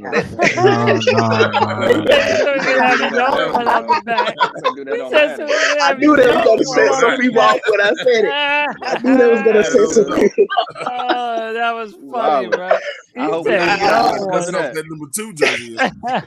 Hey, all in all, ain't no reason for anybody to be complaining, man. Like we really are playing with house money right now, and the coaches do right by the players. And thus far, it seems like the coaches are trying to do right by the players. They trying to do right by the fan base. They trying to do right by what keep pounding means. And yo, we playing with house money. I can't be mad about this. Like we're not playing with house money, bro. We playing with an allowance. The big thing gonna happen next year. We got to win the division, guys. Hey, Cody. Oh, yeah, we definitely win the division. Yeah. Who's our best pass catcher? They gonna bitch about that when we win that. Who's our best? Definitely. Who's our best pass catcher? Right now. I mean, right now, until proven otherwise, and it's not Miles saying much. Sanders. Probably Terrace Marshall Jr. No, Hayden Hurst. Nah, it's Terrence Marshall Jr. I mean, wait. But here's what I'm saying. Here's what I'm saying. He hasn't. All I'm saying is he hasn't caught a pass yet. I'm saying just out of the guys that we have seen catch passes, I would say TMJ. Out of the guys that we've signed, 80%. yeah, Hayden Hurst has the potential to have the J.C. best Horn. hands on the entire team. J.C. Horn. He's our best pass catcher. Yeah, right. No, Don't hey, say that to G, baby. you might not be lying. Hey man, let me welcome KB to the show. KB, you there, bro? Hey, what's up, guys? How y'all doing? It's been a long What's up, time. man? How you doing, man? Jump in on this conversation, Man, bro. we're in the dark back there. Yeah, brother. Yeah. I'm sitting outside my porch while it's raining. It's kind of nice. Nice. Yo, yeah, man. I'm loving the discussion tonight, brother. Y'all doing a good job talking about all that. I agree, man. Y'all make all kinds of good points. I'm telling you what, like I think Hurst. I think a lot of what these free agents are, aside from Miles Sanders, who is I think obviously an above average free agent signing. I think Hurst, Tuttle, Deshaun Williams, these guys, I mean, they're not roster fillers, but they're not like starters. Like they're not elite guys. I know there was another guy in the chat a while back saying like you can't expect every position to be elite. You're not going to bring in every, elite free agent to every position that you want. And you got to remember, like, we miss the days of Greg Olsen, but it doesn't mean that, we have to have a Greg Olsen in order to get those memories or those wins or successes back. We can, this offense can thrive without a tight end, without like a premier tight end. We don't have to have a Kelsey, is what I'm saying. So, I mean, look at the Eagles. They didn't have Goddard for most of the year, and their offense was perfectly fine. So, it's like if Hurst can just put up 600 yards and 5 touchdowns, that's a great year for a tight end in Carolina. Like, that's a wonderful year at the tight end position. 600 yards, 5 touchdowns. That is very reasonable. That's achievable. And then if you draft a rookie, you maybe sign a veteran, and then this is the offense is going to be in pretty good shape. Now I'll say one more thing, and I'll let it go to other people to talk. But but imagine, you got to remember this too. In training camp, like, we're gonna have another set of free agency when the training camp cuts come, and I know that seems like a far away. Coaches and GMs are preparing for that. Like, they're saying, hey, like, we are gonna use this free agency to fill our roster and fill our voids. We use draft to get better and get youth at critical positions of need. And then the training camp is going to fill in those gaps. So let's not freak out. We could still get another tight end, even if we don't draft one, is what I'm saying. Right. Yeah. I agree with that. And they're definitely going to bring in another receiver. It's going to happen. We're looking for one. Yeah, we're definitely going to bring in another. Any news on DJ? Hey guys, listen. Another thing that I talked about with Cody before, man, that a lot of people that don't analyze football correctly don't get. You can name all the people that you want to come to the Panthers, but if the guy don't fit our system and what we're trying to run, it doesn't matter. It's about fit and what we're trying to do. Yeah. So some guy that you really, really like may not fit with what we're trying to do at Carolina, man. And then you're over there mad and going like, why did we get such and such? Because they don't fit. Not only that, they don't want to do. They might not want to be here either. You know what I mean? Right. Hey, also let me. Yeah, listen. Cody, I gotta get out of here too, Cody. I just wanted to come in and listen to you. I'm still listening because they're gonna be doing something. Yeah. But look, guys, man, make sure you guys go check out the interview I just did with Tony Dunn from C3 Podcast, man. Awesome interview, I know you guys man. got to see it last night, but that shit was dope, man. I mean, yeah, that was dope. I saw that shit, man. That shit was cool as hell, man. Appreciate it, bro. It's gonna be my turn next under the interview. Yeah, Cody's up next. Oh, next week? Nah, in about 2-3 weeks for Cody, man. Yep. Hell yeah. Yeah, I look forward to it, brother. Coming up. Yeah, man. So shout out to C3. Make sure y'all hit these guys up, hit the like button, subscribe button. White Turkey Chicago. I don't know if Panther Pickle heard what I said about him to Tony Dunn, though. Pickle, you keep being pickled. You keep being pickled. I had to go old man a while ago, boss. Exactly, man. I love you guys, man. I'm out. All right, peace and love, Twan. You're the homie, man. I'll talk to you later, man. Pop the hemorrhoid, you know what I'm saying? And hey, man. Before we go any further, man, my man CK is not with us in this stream. But you know what? We're going to do a different kind of shame today, baby.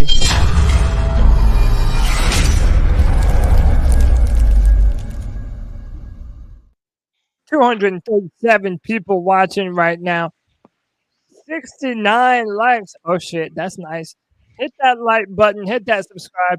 Hit that notification bell for every single time the C3 Panthers podcast goes live. Bro, we've been live damn near every day this week, man. If you want Panthers content, who's giving you more than us? Come on, man. We're always doing this, man. C3, we're out here all year round. Hit that like, hit that subscribe, hit that notification bell. Help us get seen by as many Panther fans on YouTube as physically possible, bro. Please and thank you. It's a tremendous help. Hey, real quick, this man, I've been waiting to introduce this man for a minute. Let me introduce my man M Dog. What's up, M? Hey, what's up, dude? Cody, I am a huge fan of yours, bro. Your podcast is the best thing to listen to at work, bro. Like, I love your show. I love everything that you do, dude. Keep on going, bro. Thank you, man. What's up? I've been watching the show, and it's like I'm extremely excited about this year. It's like the DJ Moore thing. I honestly think it was a really good move on our part because it's extremely hard to find a franchise quarterback compared to a really good wide receiver, in my opinion. Yeah. I love DJ Moore. So, M Dog, but whenever I speak, it comes through on your microphone. You got to echo. If you have any earbuds, I appreciate it if you could put them in. But no, I definitely appreciate you, man. And thanks for coming in and telling me that. We put in a lot of work over here, man. But yeah, I mean, with this team, I said this earlier to Nick, bro. It is. I don't remember the last time that we've been this excited, man.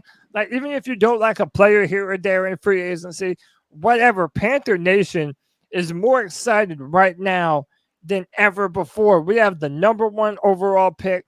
We've made some decent free agent signings. Like, we have been moving in the right direction. And I think that matters, man.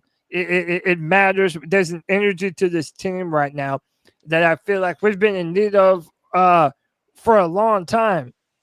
Even some of the guys that we don't know about. Let me ask y'all this. What did y'all make of Shy Tuttle? What position did you think he's going to play in the Panthers defensive line? I think he's going to play. Curious about it. I'm sorry. I was just saying I was curious about it when they signed him and both the guy from the Broncos because I think it was reported that they're going to be playing the edge in the 3-4. So then it made me question where they're going to be lining Brown up because I feel like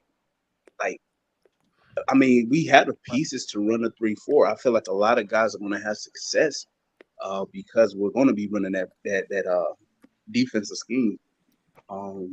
Yeah. With the signings of Shy, I was just curious as to where they're going to be lining up. How the roster's going to look when they're on the field. I don't know if Tuttle, if they intend to play him at nose or. Yep. Yeah, I mean, it kind of seems like they are. Maybe they're going to put Derek Brown as an edge. Yep. In our 3-4 defensive line alignment now. He's going to play nose, Cody. Yeah, go ahead. Because he's 303. I mean, you know, he's a big boy. I'm pretty sure he can put on some more pounds if needed to. Yeah. But and shout out to him because he's another Carolina native. But at the same time, if you go and look at what his role is, he is a run stuffer. He stops the run. He puts a lot of pressure on anybody who's trying to run the ball. So if he can take up those 2 blocks in the middle, and you have having some technical issues. What? Somebody's got to sacrifice himself, bro. So finish what you were saying, Pop. I think that he's going to play nose. He's definitely going to be able to help Brian. I mean, not Brian. Well, Brian too, but Brown on the other. Brown being on the other side of him. Because in the 3-4, the ultimate goal is to stop the run. And, you know, we've had problems stopping the run. So, you know, we got to get some big boys up there with some power. And I think Everett was doing a great job bringing in another defensive lineman and everything like that. No, I hear you, man. Definitely. I agree. I think it's gonna be Tuttle on right in the middle. Tuttle's gonna be right in the middle. You're gonna have Brown to his left or right, and then on the opposite side, I think you're gonna have a combination of Deshaun Williams and Yetur Gross-Matos. I think Morgan McCall is gonna back up Tuttle, or they could just interchangeably come in and out, and keep each other fresh. But I expect big things from Morgan McCall at the nose tackle paired with Tuttle. That's awesome. Yeah, Morgan McCall's a name I forget about from time to time. Like, he's a name that he popped up last year, big time. He made some productive plays, had some sacks. Yeah, I'm definitely looking forward to see what he's capable of doing, and as he continues to grow, what he's going to be capable of in our defense. Yeah, he's just raw, Cody. Like, you could tell that he really loves the game. They showed a snippet of him saying that, hey, that was my fault, because he was in the wrong gap. And it just shows you like how dedicated he really wants to be a great player. I think another player that's going to benefit significantly, like, cause since we drafted Burns, I've heard it tons. I'm pretty sure you guys have also that Burns is not a true defensive end. He's an outside linebacker in a 3-4. We've been playing him out of position, so on and so forth. I think another player that you could assign that strain of thought to is YGM, because since YGM's been drafted, when I'm watching the games, YGM tends to have his best games. He tends to do his best work when he's lined up. He's playing the defensive tackle position, which is odd because his best work is on the bench. So he's not good. We just signed somebody. Yeah, because like he just signed a offensive lineman, Justin McCray of Houston. Yeah, that was like I didn't do that. Yeah. If I may interrupt just a minute, I'll shout out because I had thought when they got Tuttle, I thought there's no way he can be a nose tackle, and because I thought he just wasn't heavy enough, and I thought, well, he's just a little over 300. I might as well keep Burns there. Brown there, but I actually went back and looked, and I went back and looked after we signed him. The Broncos nose tackle when Navarro was up there was DJ Jones, and he's aimed for 305. He's 6 foot 305. So I when I think of a 3-4, I think of your ends are 300 plus, and your nose is 350. The old you're absolutely right. You're not wrong. That's what I used to think, but but that's ideal. You're absolutely right. The problem is there's not a lot of big 350 athletic guys. Exactly. Around, like you just can't find them anywhere. You know what I mean? Yeah. I mean, you might be able to find, what I'm saying, Plumpers Are Us, but not in the NFL. You just don't find them like that. They're hard to find. But it still can work though, because like I said, he's not really a pass rusher, but he can stop the run. And that's why you need Brown, because Brown has pass rushing skills, bro. Yeah. As long as we can stop the run, I think we'll be okay. He just needs to be able to absorb two blockers. Like being the nose, you should be forceful enough and intimidating to the offensive line enough to be a threat to them to put two guys on you at all times. Yeah. Now, I've heard Saint podcasters comment that he did that in New Orleans frequently, but he'd often get wear out toward the end of the game. But he's just a 2-down. If you're a nose tackle, you're just basically a 2-down lineman, because come third downs, you go off, and to GJ's point, you go off. Maybe YGM comes in on the nickel, lines up. Yeah, he will be rotated. That's part of the reason why I believe YGM. Because if you go back in, just this past season, he's trash, bro. The Lions game. Yeah. There's a play where they have YGM lined up on the inside and Burns is to the right. Burns is the right side defensive end. YGM is the defensive tackle. They stunt and YGM gets the sack, even though the referees fucking screwed him over and threw a flag for roughing the passer. I got a question, bro. If YGM ain't good in a 4-3, what makes you think he's gonna be good in the 3-4, bro? He's not good, bro. Because my train of thought is that they're going to have him playing. It's when he's lined up where he's like in the interior of the D line.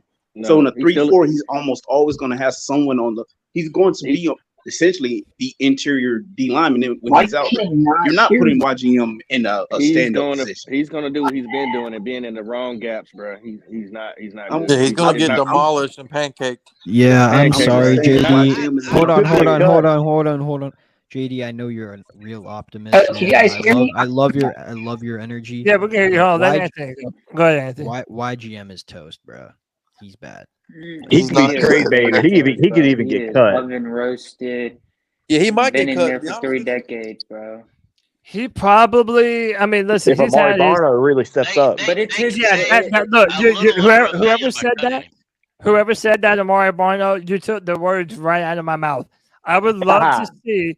My man. love to see Amari Barno get much more of an opportunity than he's been given thus far. If y'all remember, this man had like the fastest 40 time of any defensive end ever. Like the dude has crazy speed rush. I would love to be able to get that on the field. Didn't he Dude, get a there sack needs in to the be a. Saints There, game? it feels like there's a youth movement Yeah, garbage in Carolina. Like we're getting younger, we're getting faster. That's why I love the moves that we've been making. And yeah, YGM, I really don't know what his future with the Panthers is going to be. But I'll It's a say this: contract year, though. That's when they play their best. that is true. I will say Hopefully, we this: could get one good year out of him. I'm hoping so too. I still think the Panthers I ain't can got no hope. stand to sign another edge player in this year's draft. Yep, we need it because I'm telling you, man, he gets lost in the sauce. Zach Harrison. He's been here for 3 years. Last year he got 1 sack. I mean, it doesn't make sense. That man a special teams player, guys. That's what he is, bro. Like I mean, unless y'all just really into him, if you go back and watch the tape, he's not good, bro. He's lost. He's very lost. You know, I'd like to sign. That's available in free agency. Hakeem Nicks. I want Frank Clark, but Yeah. for the cheap though. I tell you somebody else though that it was mentioned in the chat a while ago, and I know it's somewhat controversial, but Mario Williams, he's played in the 3-4 before, not as a lineman, but as a Bring my boy Clowney home. I would. Another game. Nah, man, he looked terrible last year. Yeah, Jim getting kind of washed now. Yeah. I'm not saying And we don't got the pass. Last year would have been the year to do it. Yeah. I didn't say he was good. I just said bring him home. Yeah, whoever you bring in, He though, come to the there's game one and thing, sit one at thing the- you sit at got the to think Exactly. about. Yeah. Yeah, Yeah. whoever you Cool with bring me. in, be it As long the as he got a draft jersey, I can wear. or free agency, if you bring him in, you're going to have to bench somebody. So who you going to bench? Frankie Louvu or Brian Burns? So you got to think of that too. Yeah, I don't want Pickle, Clowney. Did you mean Williams or Mario Addison? No, I meant Clowney. That's what I Okay. meant. No, I know What'd you ask, Cody? I didn't say he's going to start. No. I wouldn't. So you gonna sign Clowney, not the start? I wouldn't bring nobody in. Yeah. I wouldn't bring nobody with guaranteed starter. If he think he's going to guarantee start, let his ass go back to Cleveland. Man, he can start at the beginning of the popcorn line. Hell no. That's fine with me as long as I get a jersey. Nah. Kev just wants as many South He Carolina gonna be security players. guard. Exactly. He just wanted. Yeah, we need some more Clemson fans up in here. Jeez. That's God, right, dog. man. Why? That's right. That's why I'm glad we got the Deshaun Tigers, Williams. baby. Why? Yo, we need some more big cats. Me and Cody are baby. Clemson Come on. fans, so Yeah, we're pretty pissed that the Don't Clemson- Panthers have never Cody, drafted Clemson got never some drafted a Clemson prospects player. this year coming out? They Some drafted big ones? Coastal Carolina player, but they won't draft the Clemson player. Yeah. It's so ridiculous. Hey, speaking of which, everybody Marty but Herney they was at draft- Clemson Pro Day. They draft everybody but Clemson players, and we share a literal history with the Clemson Tigers. And it's not going to happen again. Have we ever drafted? No, a it will. Buckeye? It will. Yeah, They a won't. Buckeye. Yeah. Chris Draymond Gamble. Jones? Chris Gamble. Yeah, we've drafted them before. Oh, yeah. But yeah, hey, Scott Fitterer was at Clemson Pro Day. I wonder who he was watching. Probably Who's the Trenton. big He Clemson was looking for prospect a this year? vacation Who's spot in Clemson. So Who's the this year, the three big names that are rumored to be first round picks are Miles Murphy, defensive Not yet, end. no. He's definitely a 4-3 defensive end though, so I don't know if that's what we'll do. Is he Oh, like yeah. a first round, like top first round prospect? I Yeah, mean, he's going top 10. Oh, yeah. he's been listed as some have had him as the number one tight end. I mean, He's not hurt, tight end. though. defensive end. Then he's the defensive end and the number one tight end. Behind Will Anderson. Behind Will Anderson, some people have him as the number 2 defensive end. Isn't he hurt? Anderson's gonna be good. Another one that I would love to have on the team so bad is Brian Bresee. Yes. He's a defensive tackle. Brian Bresee is a monster. That dude went through hell last year with injuries. He lost his little sister to cancer. It's been real bad, but that dude was a 5-star prospect, and his production, dude, it may not be the numbers that you've wanted to see, but he has some of the freakiest physical upside that you'll ever see in the defensive tackle. And he had an incredible combine, too. That Clemson tight end is probably your best bet if they're going to draft a Clemson player. Yeah, Davis Allen is a stud. If we can get Davis Allen in the 6th round, that's a steal. But I tell you, I'm not gonna lie. If I'm a proponent. I watched Cody your mock draft video that came out today, which was awesome, by the way. But I got angry because you didn't want to trade down to 2 with Houston, and I'm on the mindset of if we have the opportunity, trade down with Houston. I'm like, let's absolutely do it. It's not that I wouldn't do it. Yeah, I want the proper compensation. Why would I let the Houston Texans pick what quarterback I'm gonna take if they're not willing to? Because I'm fine with both. In return. Well, yeah, okay, but it doesn't. If you still get your guy, as long as you got more assets. I mean, we're not talking about giving us a 4th round pick, but if they can give us two seconds or the 12th pick, they have 2 first rounds, so they might give us the 12th pick. They have a bunch of first round picks the next 3 years in a row. That's another thing. They can afford it. Yes, they can. Even 2 first round picks, that ain't shit to the Houston Texans. Well, yeah, I mean, but they're not going to give us 2 extra first. The math doesn't work out in the value. Like, they're going to probably give us a first, and that will be it. We might even have to throw them a 4th. Like, that's very possible. The value charts are saying that it's not even worth a first round pick. Yeah, they're going to say that we should get a, and that's what I'm saying. If they are that in love with a specific quarterback, they need to pay a little more. And but other than that, I would not mind trading down with Houston. Imagine if we were able to get the number 2 pick and the number 12 pick. Yeah.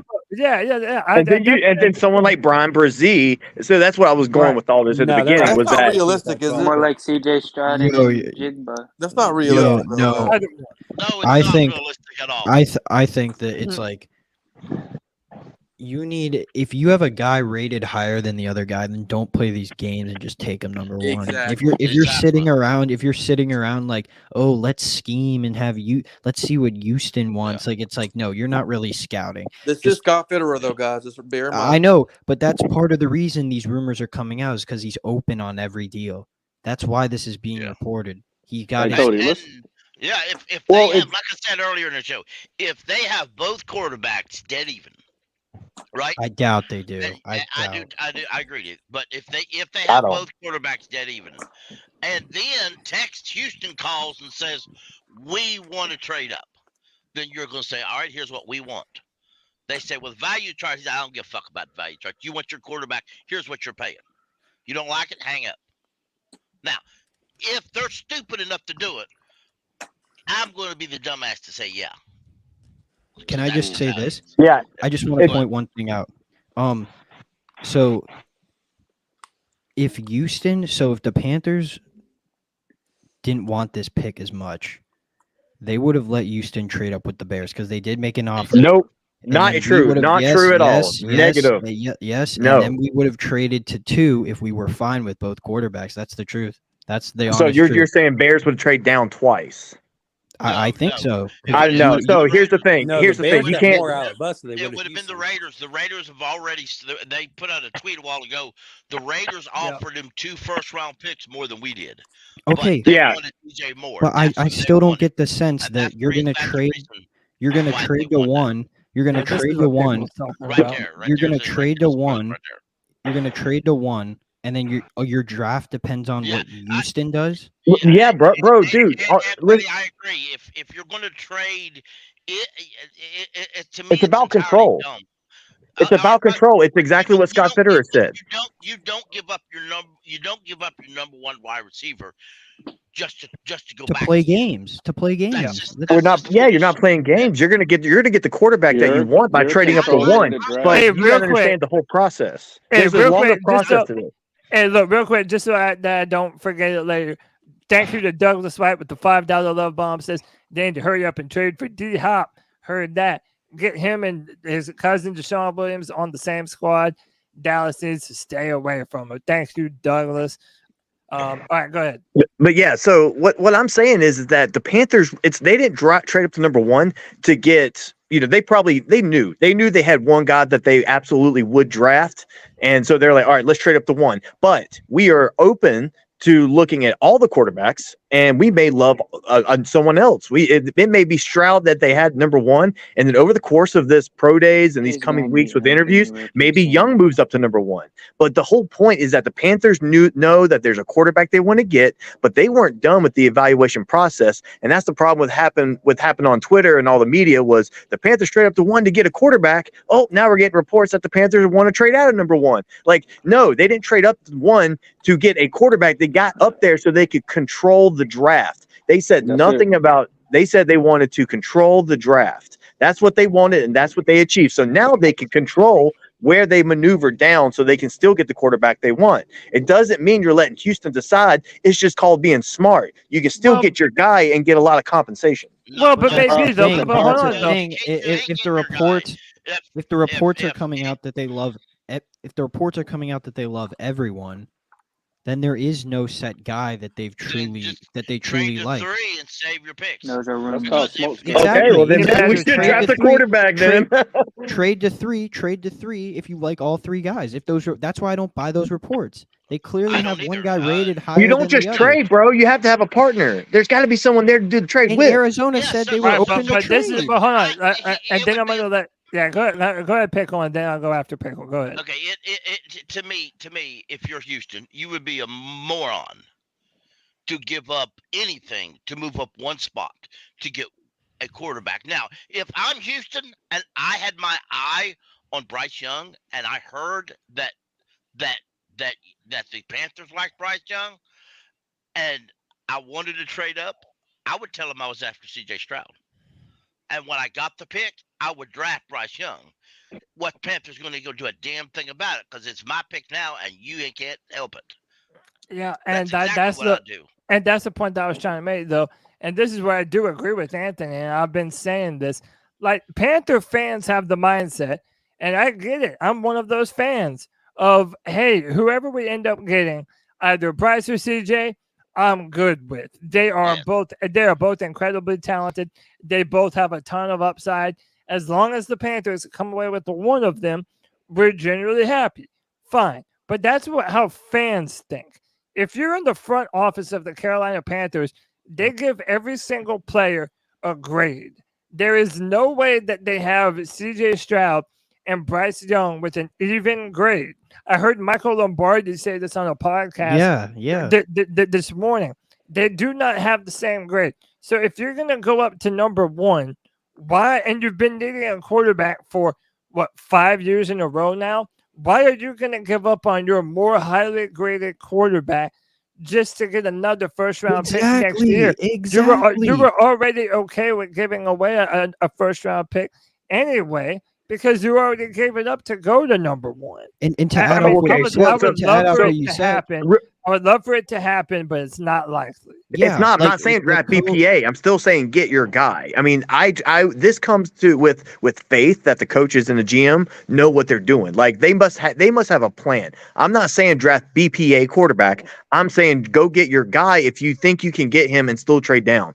If you know that Houston loves Bryce Young and you love CJ Stroud, and the guys on the inside have a better sense of that. We saw that in all the Camp Confidential or the Draft Confidential videos. Like you saw them, like even Matt Rule, as much as we hate him, like that dude actually laid out the draft in order the way it happened, and they strategize that way. These guys, they're going to strategize. So if we do trade down to Houston, it's because they know they can get their guy, not just BPA quarterback, but their guy. And this is one thing I want people I to agree. understand. I don't know if y'all ever watched. I'm gonna use this as a reference. I don't know if y'all ever watched Game of Thrones, right? Hell yeah, have I All right. watched So it? if you ever That's watched my Game of Thrones, show. if you ever haven't watched it, it's the best series show you could ever watch in your life. It is. Go It watch Except it. season 8. Don't Yeah, yeah. right. Well, we ain't gonna spoil it. So at Yeah, the end of the day, no matter if they stay where they at, or if they move to 2, or if they move to 3, they are trying to do it for a certain reason, for compensation, for a certain point, for certain reasons to better the team. That is the only reason why. So we don't even have to speculate or have to come up with hypothetical whatever, because they're going to do what's best for the team. If they still can get more picks, they're going to do it. If nobody, because you got to drive the market.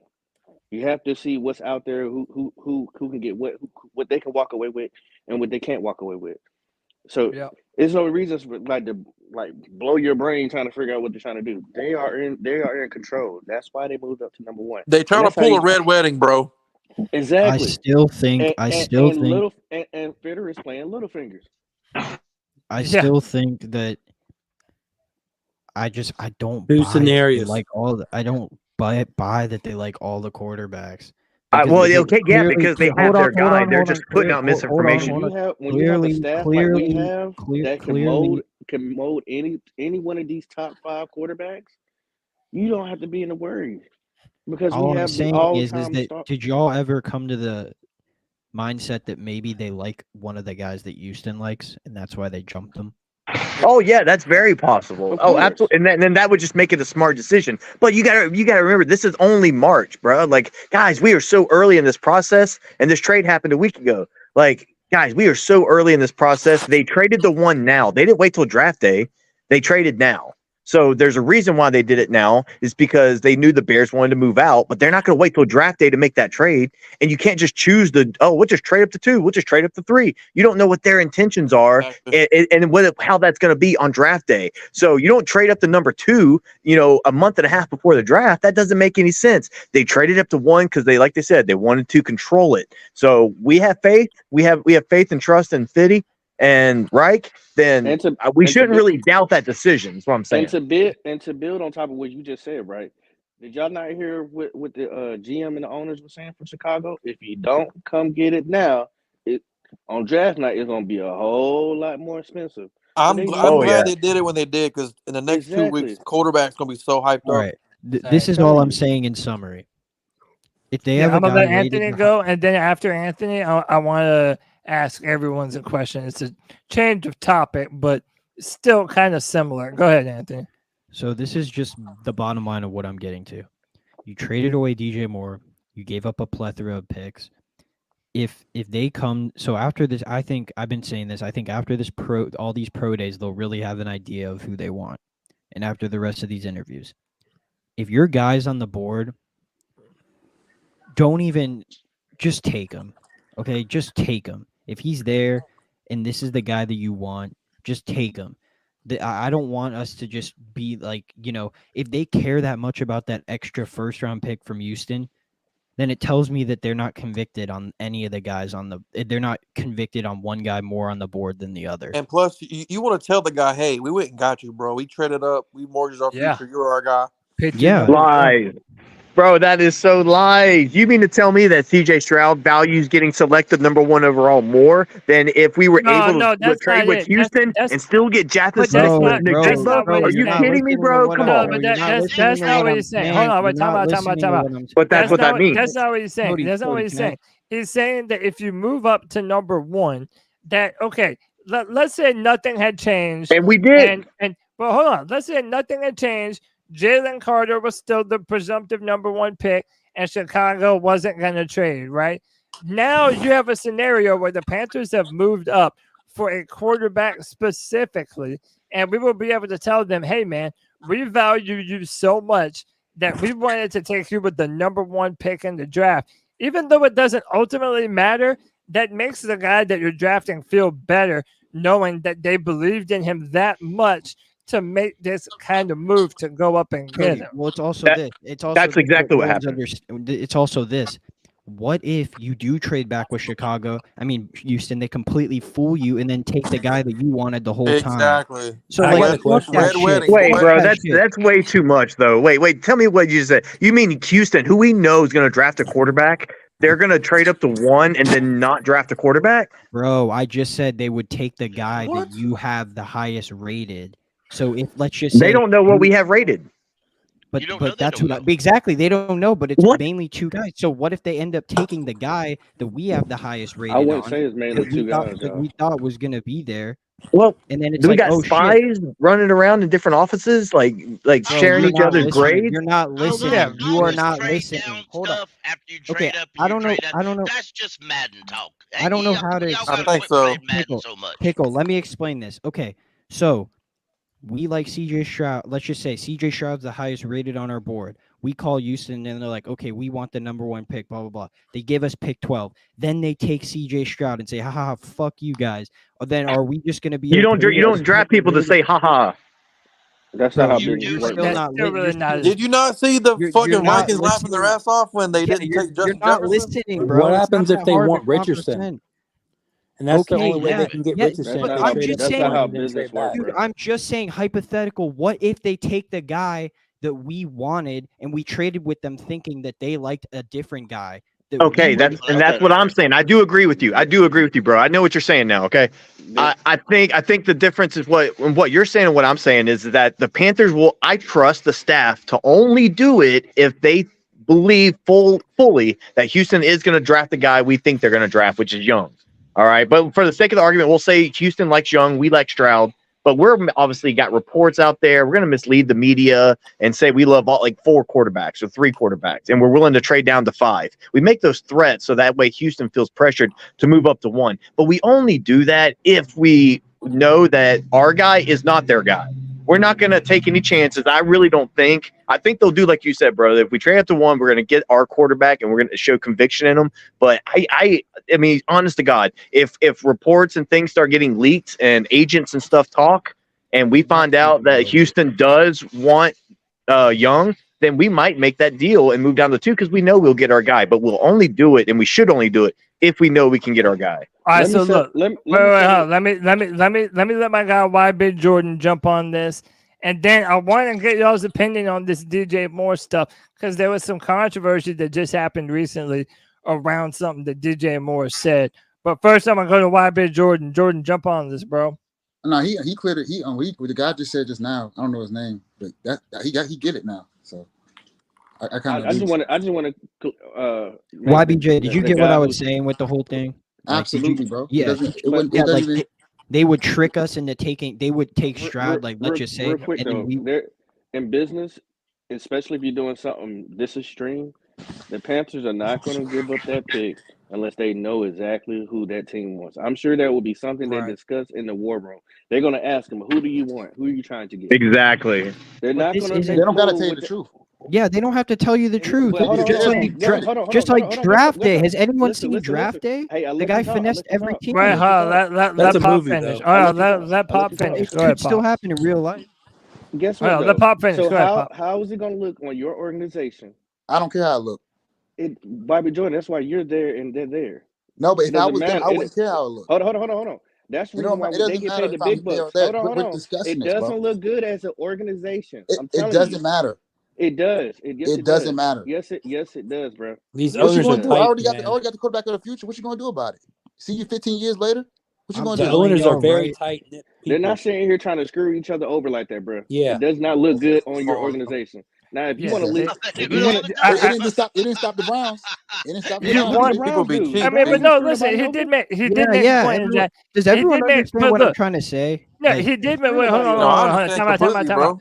He did make the point that, like, okay, if you look at that trade that happened between Buffalo and the Vikings for Stephon Diggs and what ended up being Justin Jefferson, like that was a trade that worked for both teams. Those are the types of trades and deals that teams are trying to make. They're not trying to necessarily leave another team in the dust and like see that they get a shitty deal out of it. And fuck I up the will say brand. this Come though, on. like if we're able to trade down and still get a franchise player and maybe get another first round pick, that would be incredible. I think what all of us are debating right now is the likelihood of that happening. It's not going to happen. Right, and it's not going to happen. Like and hey, if I'm wrong, hey, I'm here every fucking day, but damn near y'all know I'm going to be up here saying I was wrong. But if you're moving up to number one, and this is where I have Anthony and Big John at One Carolina have really kind of made a lot of sense. If you're going to move up that much, more than likely there is a particular player that they have in mind. Absolutely. Now, if they do change their mind, that's going to happen in the interviews. That's going to happen at the pro day. That's going to happen as this evaluation process continues to grow older up until the draft. But right now, I don't know who, but I feel like they have a player very specifically that they wanted to make sure that they had the chance at drafting. So the 49ers, they wanted Mac Jones. Yeah, but that doesn't mean that it's necessarily going to be our case. Like, yeah, they did that with Mac Jones, but we could still like the guy that we traded up for the whole way through. You never They better know. like him. Yeah, exactly. We gave up DJ Moore. YBJ was. So if we trade up, we could have traded up to 3 and kept DJ Moore. If we trade Exactly. back down to 3 and we lose DJ Moore, that's an L. That's a loss. Exactly. Like, and it's not about. That's not a loss. That is not a loss. No, Yes, that's it not a is. loss. Yes, it You're is. drafting a quarterback and giving up your number 1 receiver. What are you talking about? Bro, we just made sure we got our guy, and that was the whole point of this. It's like you gave up DJ Moore to make sure we got our guy. Right, but he's saying that's why number 3 would be unreasonable. That you only do it for number 1. You're And that's not doing also this why- for and by the way, the Arizona Cardinals would have gladly came off of the number 3 Yes. pick. They So said if they came out. If we They were came out 3 weeks if we ago. were in love with so many quarterbacks that it was either AR, CJ, or Bryce, then we would have no problem going to 3, and God. we would, and we God. would have gone. That's what I was saying to KB. That's why those rumors are bullshit. That's why Oh those my rumors gosh, are guys. bullshit. But the reason there's a guys, the answer is the Cardinal didn't say that until after the Panthers made their trade. No, they said it way before. before, bro. They said it way before. Well, a lot of teams say that. Period. I mean, it seems like every team in the top, 6 or 7 is always saying they're willing to trade down if the right offer presents itself. That's every team. But the what I'm Bears saying said that too, and Which is why we're saying they that. could have drafted a quarterback. The Bears could have drafted a quarterback, but they had the Bears don't want a quarterback. They want Fields. Like you But how guys did gotta you know understand. that- There's a point. What are you talking about? I think you're Bro. trying too hard to be right, bro, and you're ignoring what we're saying. Yeah. If you trade 2-3 the first time, you can keep DJ Moore. If you trade 2-1 and trade back down to 3, you lose DJ Moore. Exactly. But we don't know what the two teams ahead of us will do. We get with the Bears. Well, look, The hang Bears, on, look. the Bears could trade to the Raiders. Houston Texans could trade to the Patriots. Who knows? Like, Time out. We don't have to quit talking. We can come back to this, and I'm pretty sure that we will. I hope In fact, No, I know. We have to. It gets on. Look, I know, but DJ Moore, he did his introductory press conference with the Chicago Bears, and he kind of ruffled some feathers and rubbed people the wrong way with his comments. Y'all tell us what y'all think. This is DJ Moore in Chicago. I really was just like, whatever. Like, let's go. Like, at that point, I was just like, we're going to start somewhere new. That put a chip on my shoulder because we got to go somewhere new. But other than that, I was just like, all right, they wanted to move up and get rid of me, so I'm going to go somewhere where I'm loved. So. Just like Will McCaffrey said. Yeah, okay, He said, move "I'm gonna on." go somewhere where I'm loved." It's been said millions of times. It happens, man. It's football. It happens all the time. It's Steve football. Smith told us to go mow his damn lawn. Steve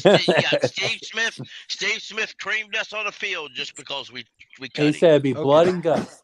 Okay. It happens all the time. The fact that some fans got their feelings hurt. Get over it, fat boy. This is football. You don't like it? Go watch basketball. Okay, Damn Cody, let me.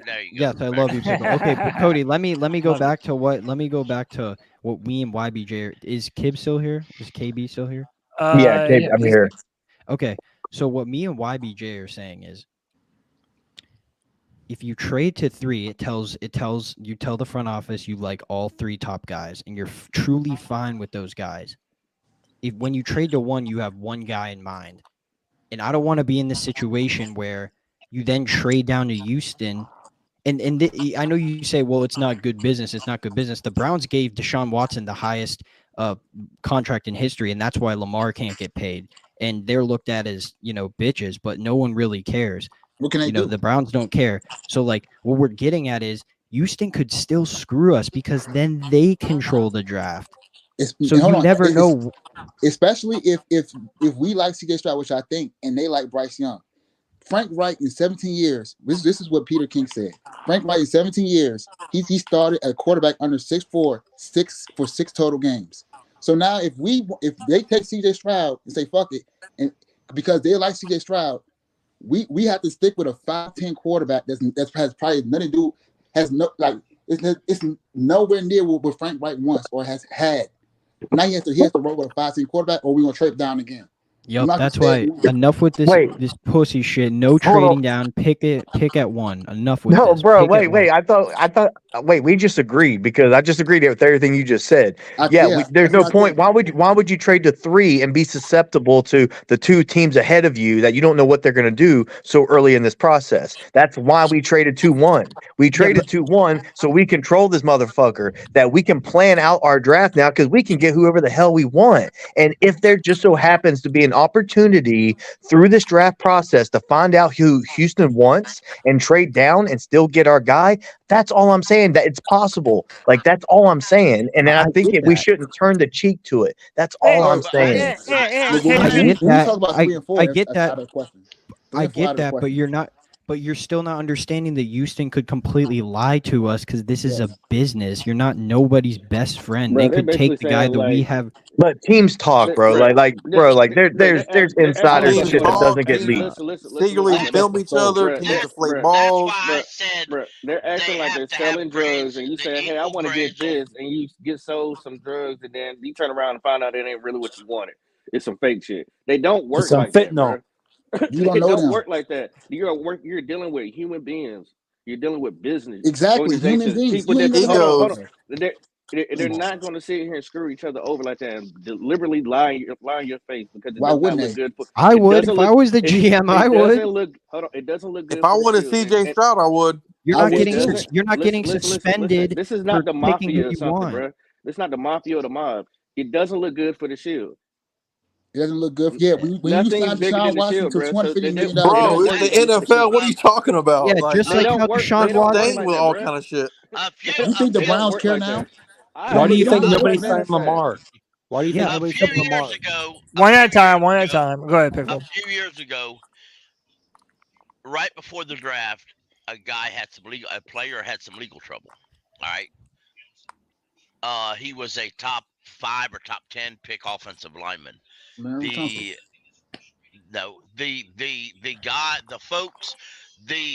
all of a sudden he said folks started talking about he would drop in the draft, maybe the 2nd round or the 3rd round or Saturday pick sometime. And he said, no, I'm not going to do that.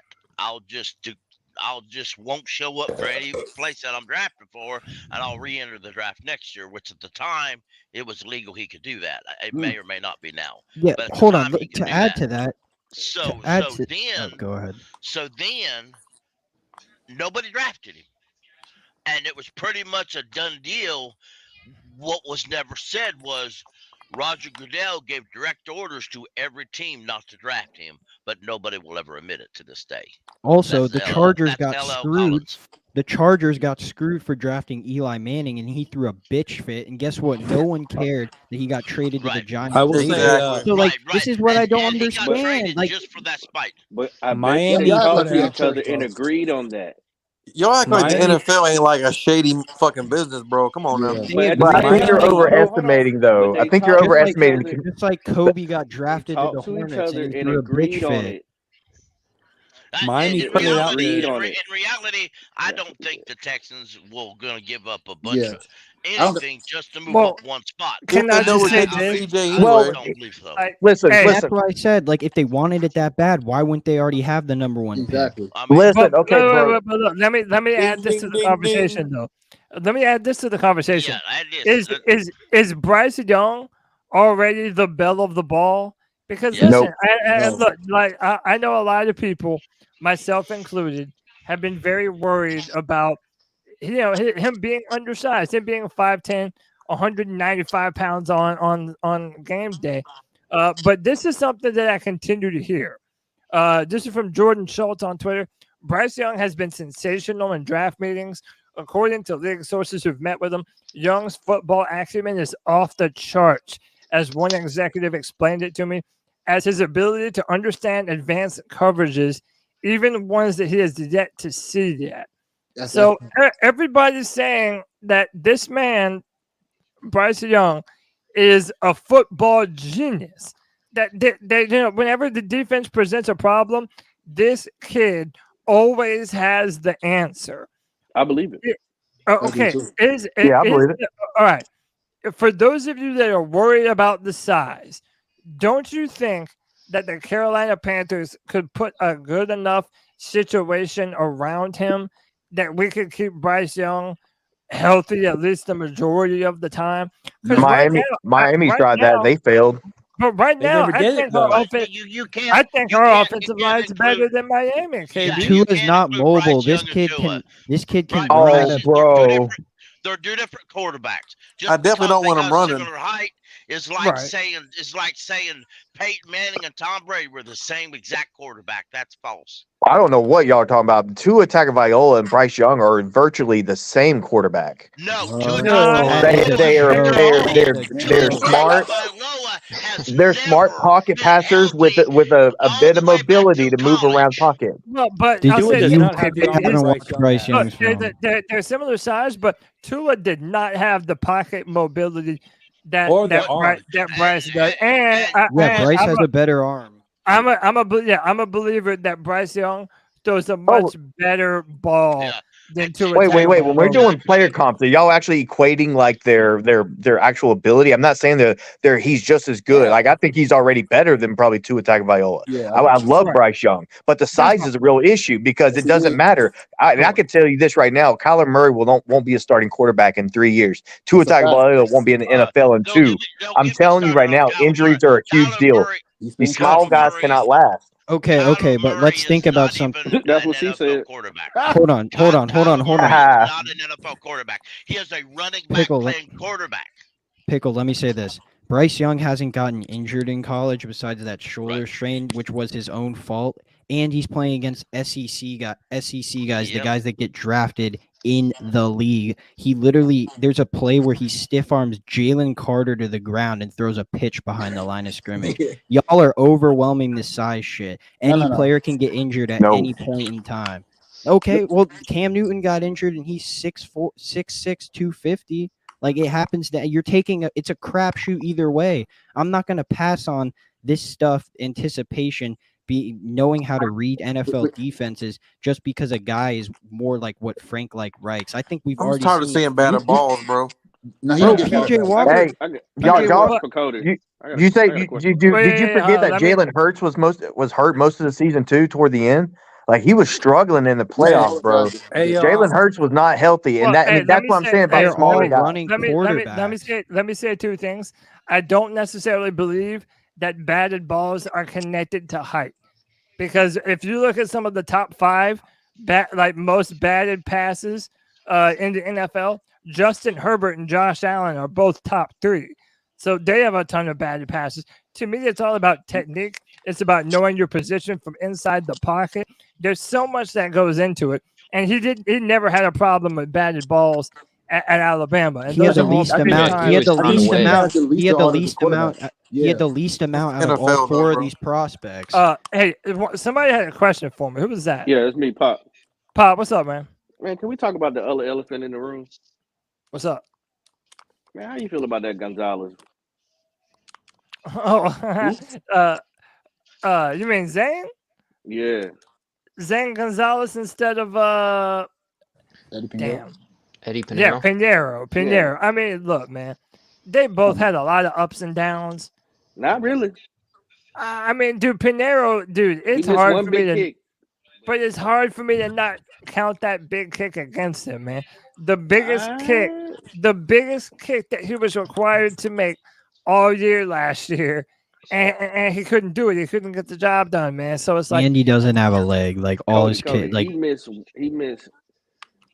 Oh, after that one kick, he was accurate for the rest of the year, bro. Now but you got to I'll make take. that one kick. Hold on, You got to make that one kick. Hold on. Bro, I'm just as hard on him as just anybody else.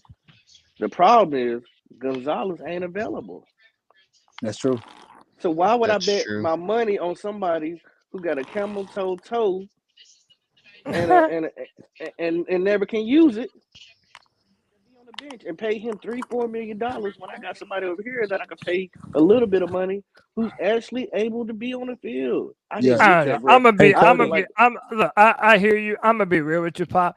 I'm not gonna lose no sleep over which one they Me decided to neither. sign. Like, not in my opinion, I neither of am these. because No, I mean I hear bro. you, We but like say that I good don't. neither. now, Cody, but damn. Yeah, because hold on, let's go All back, right. Cody. You remember? I know you remember because you watch every game like me. When we Mhm. lost Zane Gonzalez, right? We Oh didn't have a yeah. kicker, and we had to have what's his name go out there and kick the full a punt, and he's a wide receiver. Yeah, who was that I we tried it out there, man? that was Zelstra.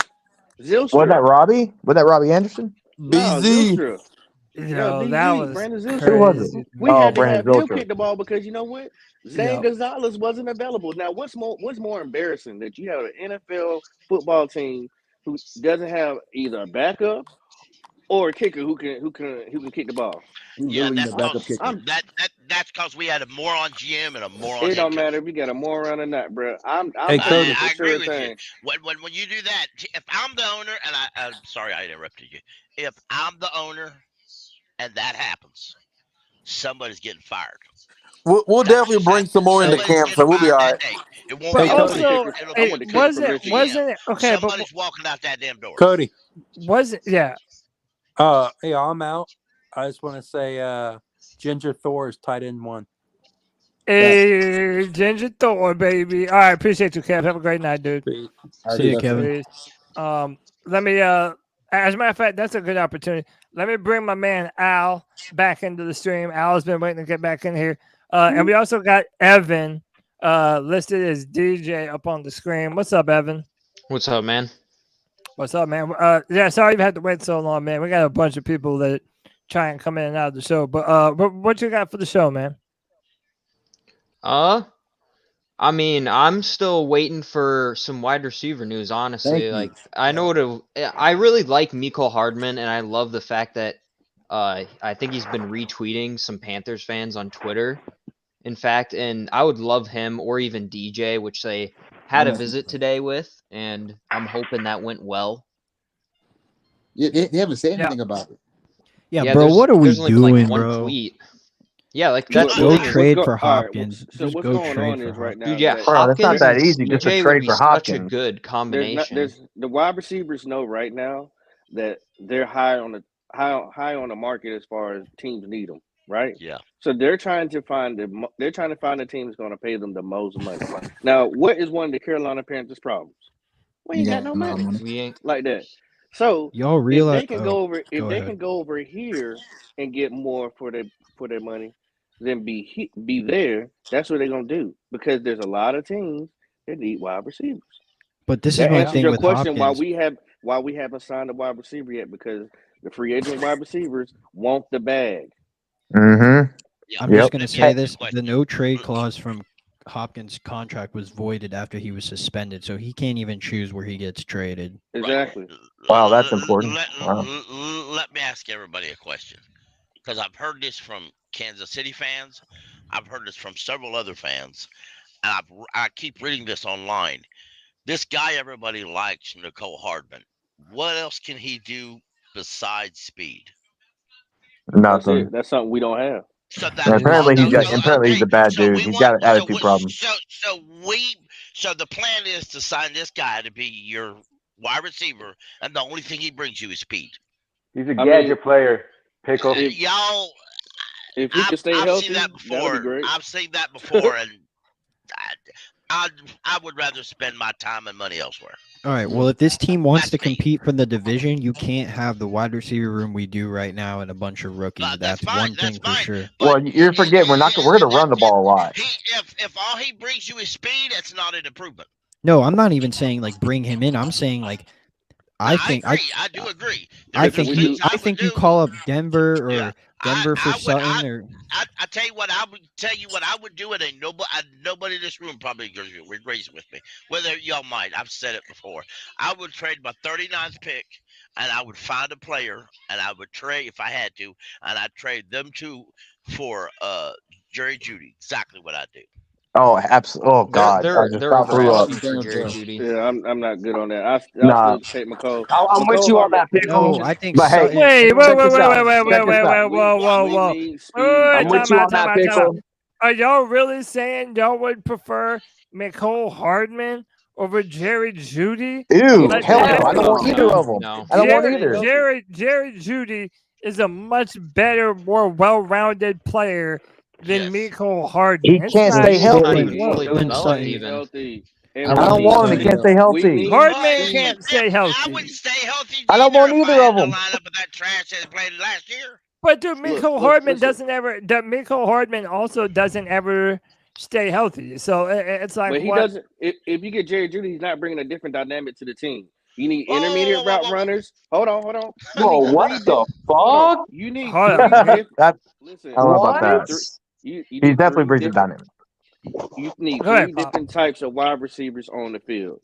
The one that can run the slants, the ones that can go deep, and your possession pass receiver. Now, which one is Jeudy? Because we already got one of those on the team.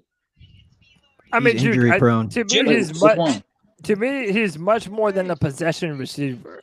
Like, I mean, keep in mind, DeAndre Hopkins was never a burner. He was never a burner either, but he still has the number one wide receiver potential. The man is a separator. He runs routes. Like, that's his thing. When you run crisp routes, you're going to be able to make separation on your own. Jerry Jeudy does that. Now, with McCole Hardman, you're not having to trade. On Jerry Jeudy, he'll break it down to you. I mean, I hear you, man, but he was drafted highly for a reason. Yeah, his price tag is high. Right. And look, if you don't want to trade more picks, that's fine. To me, that's the better argument. I'm not even sure that I would want pick for Jerry Jeudy in a fucking heartbeat, bro. All right, who would you rather? Jerry Jeudy. Just not a player. Wait, time out. Who would you rather? Pick. Who would you rather? Jerry Jeudy or DeAndre Hopkins? I'm on Hopkins. We got to realize. Bro, this is what I'm saying. When people say it's not that easy to trade for DeAndre Hopkins, yes, the fuck it is. They're asking for a second-round pick and probably a mid-player. Send them CJ Henderson and send them a second and pay him the money because you can push that down the road next year. The Saints literally pull money out of their ass every single year. Pay him the money. He can't choose where he's gonna play, so just bring his ass here. Let's do it. Hey, let's do it. Hey, hear me out. Hear me out. The Panthers trade down with Arizona. No. Houston gets Bryce Young. We get the next quarterback. Part of that deal is they got to send Hopkins and their first round pick, and we swap first rounds. No, and they give us Hopkins. I'm sorry, I'm not with it. I would just give them a second. If y'all don't think we don't need a burner on our team. We do need a burner. We do need a burner, all I wanted to hear. obviously. Every team needs a burner. But DJ Moore wasn't even All I'm like going to a do is burner. draft a guy because he's fast. If all I'm going to do is get a wide receiver because he's fast, there's all sorts of fast wide receivers in the draft on Saturday. Every team in our division got a burner on our team, on their team that can straight the field and will burn you, dog. We don't have nobody. I agree with that. Wait, let me ask you. Goes Robbie Anderson's a free agent. Right, well, let's not do that. Robbie, look, hold on. Y'all did forget. Terrace Marshall Jr. did run a 4.40 at the combine. I don't believe in him, bro. I was just about to ask you about that. He got ran down by Terrace. But we pretended like Terrace Marshall Jr. is slow or something. Like, he ain't that fast. He's not slow. Pickle, I bet Robbie Anderson is on your franchise. No, his rookie season. So with TMJ, screwed Arizona. I decided I wanted a couple of their players, so I just took them and say, yeah, that's part of the Robbie Anderson trade. Yeah, with nobody. Let me say something first. Let me say two statements real quick. Yeah, Al's been waiting. Go ahead, Al. So we're gonna have $100 million at least in cap money next year. Yep. So we can wait. Yes. Hopefully. And then, no, not hopefully, we are gonna have $100 million next year in cap money, bro. We're gonna have it. And then, about the draft, we brought in Dalton. I guess he tutored Justin Fields, and Justin Fields like buddy with C.J. Stroud. Yes. And Josh McCown loves C.J. Stroud. Yep. I mean, he loves both of the quarterbacks from the video, whatever. But he really likes C.J. Stroud, bro. We're gonna get C.J. Stroud, bro. Yeah. Hold on, Okay. For all the CJ Stroud truthers, and I like him too. Is he going to be able to do with this wide receiver core? Because he only knows Marvin Harrison Jr., Jackson Smith-Njigba. Dude, guys, we're going to be running the ball. It doesn't matter. You can't just run the ball every play, though. Wait, hold on. We're not the Kansas City Chiefs. Time out. We're not the Chiefs. Wait, hold on. Time out. Yeah, we're Let not me the let Chiefs, JJ but go. you got to throw the ball some. Hold on. Time out. Let me let JJ go. JJ hadn't spoken in a minute. Go ahead, JJ. Yeah, my fault. I don't know why my mic wasn't working for a while. I thought I was getting words off, but apparently not. Don't you love that shit? Yeah, I said, be screaming at people like nobody listens. I realize I'm on mute. But yeah, all there is, JJ. Fuck, what was I gonna say? Oh yeah, CJ. No, CJ's got amazing ball placement to make up sometimes for wide receivers' lack of separation. When he's going to be able to put it in the right position for his receiver, I think we should sign a receiver, whether it's DJ Chark Thielen. We should go after a receiver with that second-round pick, whether it's via trade or a draft pick. I like it. But I also had a question. Is anybody happy that, we got Shaq back? No. No, I am. It's kind of like I am. Shaq is capped out. Okay, he's capped out. I'll agree to that, but one thing I think is odd. I think it's very odd. I think there's linebackers in free agency right now that are a lot better. Miles Jack, that was crazy. Well, I think he got signed. Drew Tranquil is out there too. They won't release his contract numbers. About everybody else is released, but his updated contract numbers are not released anywhere. By the way, Frank Wright has worked around not having the best supporting cast in terms of receivers a lot. Like when you look back at his days with the Colts, all he had was Michael Pittman, and he always had lackluster quarterbacks. I get that. I mean, guys, we're not going all in for a Super Bowl run this year. Cody, what would y'all say if I told you there's a wide receiver in free agency that ran a 4.39 in his 40-yard dash in a pro day, and I don't care. You talking about Chark? No, Chark ran a 4.36. I'm talking about Hardman, bro. No, I'm not. And is he a free agent? He played for he's a free agent. He was drafted in 2019. He was drafted by the Bucks. And he is the Bucks? Not last year. He was drafted by the Bucks. Hey, is this real? I don't know if this is Oh. real because I haven't really been perusing Twitter. Matal Lomax says Hop is going to the Cowboys. Confirmed. I don't know. I haven't seen. It's not real. No. Yeah, I didn't think so. But hey, appreciate the $5. Appreciate the $5, brother. I mean, shit. But off your point. Nobody said Cowboy fans are smart. Yeah. But hey, to your point, brother, was oh shoot, I forgot what were you even talking about. We're talking about CJ. Scotty Miller. The only reason why I know Scotty Miller is because he's a guy I steal on Madden to do my returns a lot. So let's not get ahead of ourselves and say we have to get a burner. We have to guys. We still got Shi Smith. We're gonna bring in some competition. What's that? McKenzie. Smith? I don't like Shy Smith no more. Oh, bro, stop! Don't even with the shot. Don't even stop, bro. He's still a young wide receiver.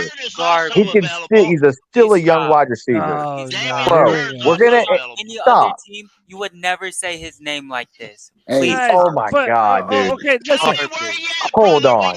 I know it, Pickle. I know it. That, look, guys, It's the one guy I listen. would definitely shit on. No, man, listen. People need to listen to me preach for a minute. We have got to learn to have some nuance in our opinions. Is it possible that Chuba Hubbard and Shy Smith are young players that are still ingratiating themselves to the NFL? Yes. Or they're just trash. They're just trash. They're just shit. They can't do anything. There's no talent left to be had in them. Like, that's bullshit, man. Not all players flash in their first 1 or 2 years in the NFL. You don't give up on talent that quickly, man. Hey, Cody. Thank you. Yeah, I mean, that's all I'm saying. Chicago Bears traded Greg Olsen to us for a 3rd-round pick because they said he was trash and he couldn't block. He could barely run a good route. He came down there. He got good coaching. Give him some time. Hey, Pickle. That's the point I was trying to make earlier today was, yo, Greg Olsen coming out of Miami was a fucking stud. Yo, I watched him play 4 years down here in Miami. Greg Olsen He was a fucking stud. He's a fucking first-round pick. Yes, he was. Exactly. Yo, they didn't use him right, and I watched him, and then I started his career. Shy Smith isn't good. I watched him in Chicago. He was great. He was good, dude. They didn't use him right. If you fit, don't, like you guys said, it's fit. If you don't think that they have shown you enough to this point, that's fine. You're entitled. You're entitled to have that opinion. But I don't like this. Oh, they're trash. They can't do anything in this offense. Right there? Like that's not really how it works. Hey, I wanted to add someone into the stream. We got a brand new person. We got Nick Hayden. Nick, what's up, dude? You with me? Yo, Nick, you there? No, Nick. Maybe not. Maybe we don't have Nick. Chuba, add to what Cody was saying about Shy and giving these younger players a chance to actually develop. It's kind of hard to be, especially wide receiver, the most dependent position on the field. Kind of hard to develop into a solid guy or to put up numbers a la DJ Moore's 1,000-yard season streak was ended when your quarterback is struggling to get the ball to you accurately. Yeah. Consistently. Right. So, Cody, I say this as a Gamecock fan. Cody, I'm not gonna lie, bro. When Shy was in college, I say his first 2 years in college, Shy was more of a possession, a 3rd down guy, a guy you go to move the chains. That's partially because they had Brian Edwards his sophomore season. Brian Edwards was the number 1. And Shy's freshman year, Debo Samuels was the guy. That's also the same time in which Hayden Hurst was at school. And when Debo went down, Hayden took over as the number 1 guy. Shy's final year in college, he was any success that the Gamecocks had. Shy's final year in college, it was due in part because Shy was making those catches. So I agree wholeheartedly with Cody. Just give a man some time. Like, not everybody's going to burst into the scene. They should use him like a Wes Welker type.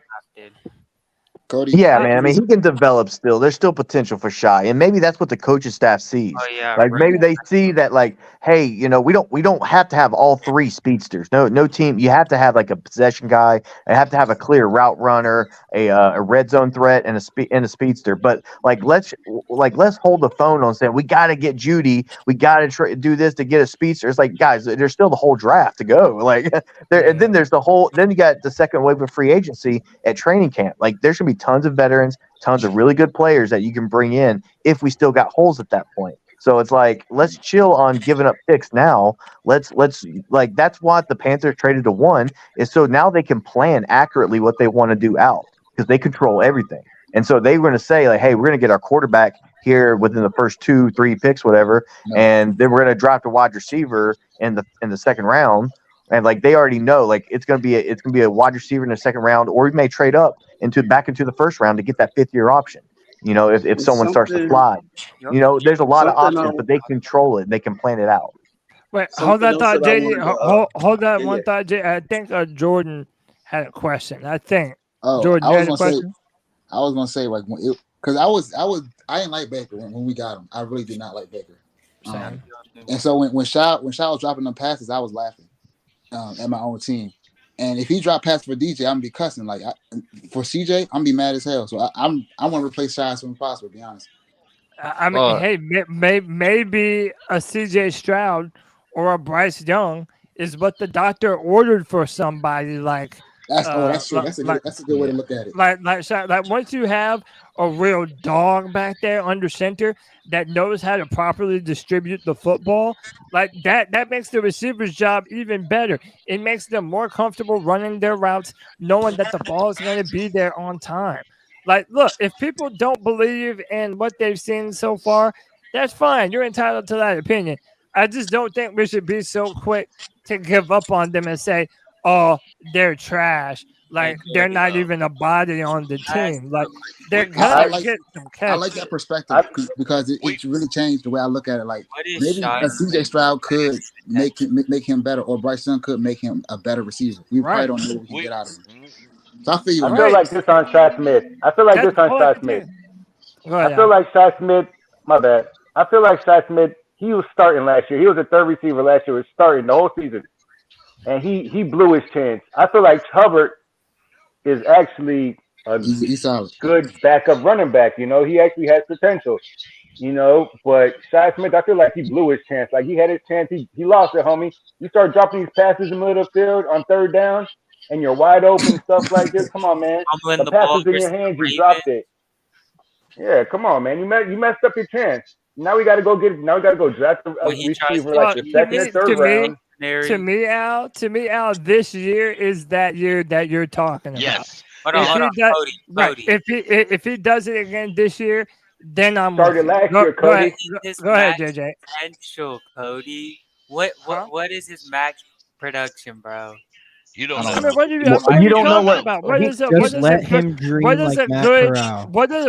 good corner in the NFL? What do they? I mean, not a good corner. What's a good slot receiver in the NFL capable of?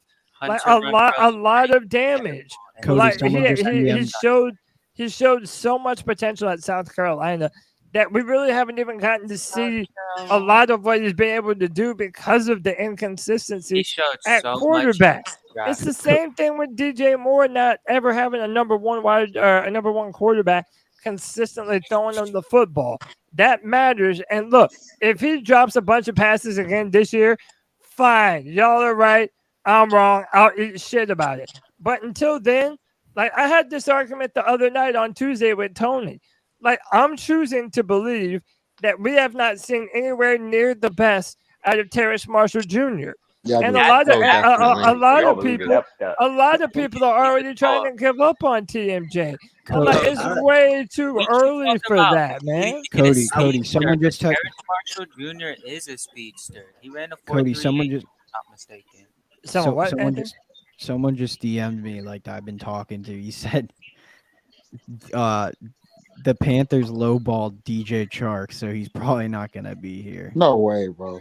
I'm telling you, like, there's no way. No, I can't. It's just him, bro. I'm not gonna. It's just someone I've been going back and forth with. But this is the same thing with Adam Thielen too. Like, you don't let a guy, like, if you truly want that receiver in your wide receiver room, you make it pen to paper that day.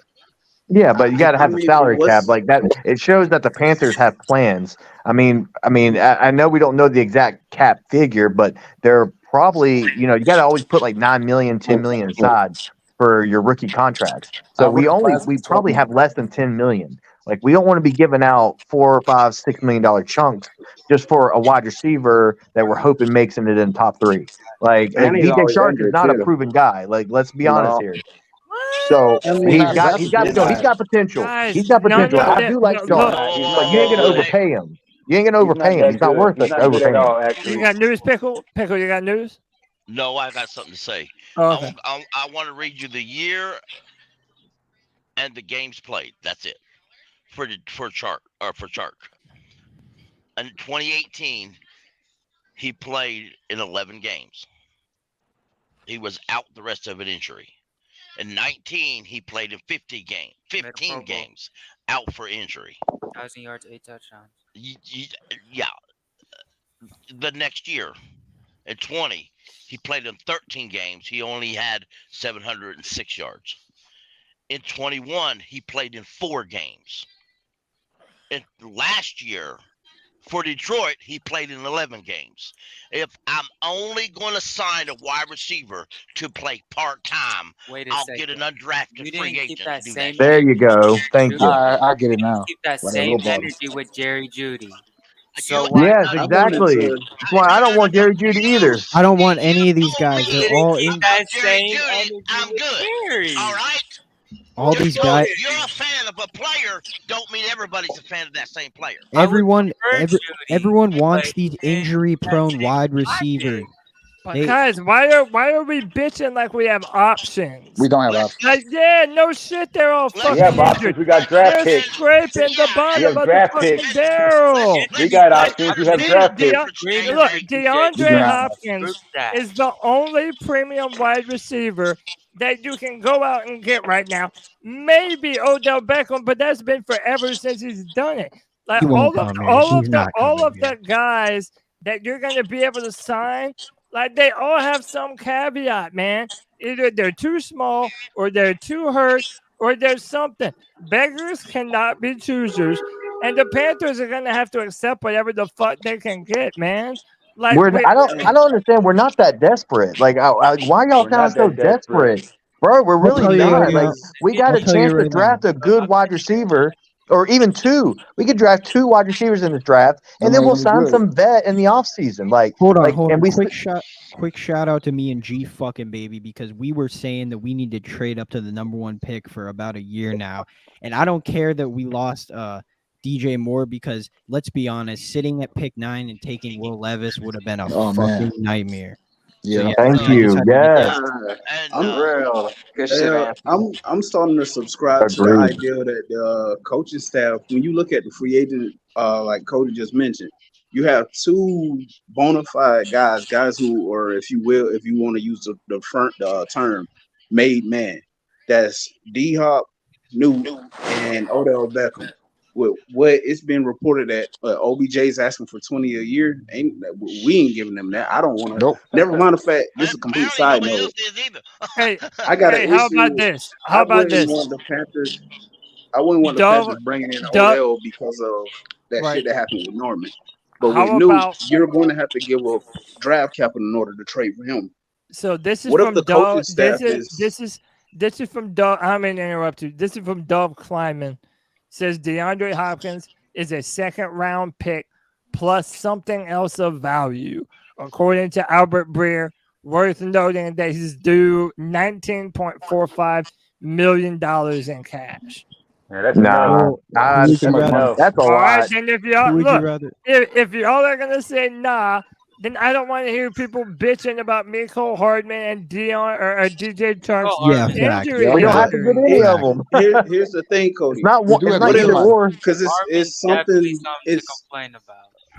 It's something that Cody just alluded to with Terrace Marshall.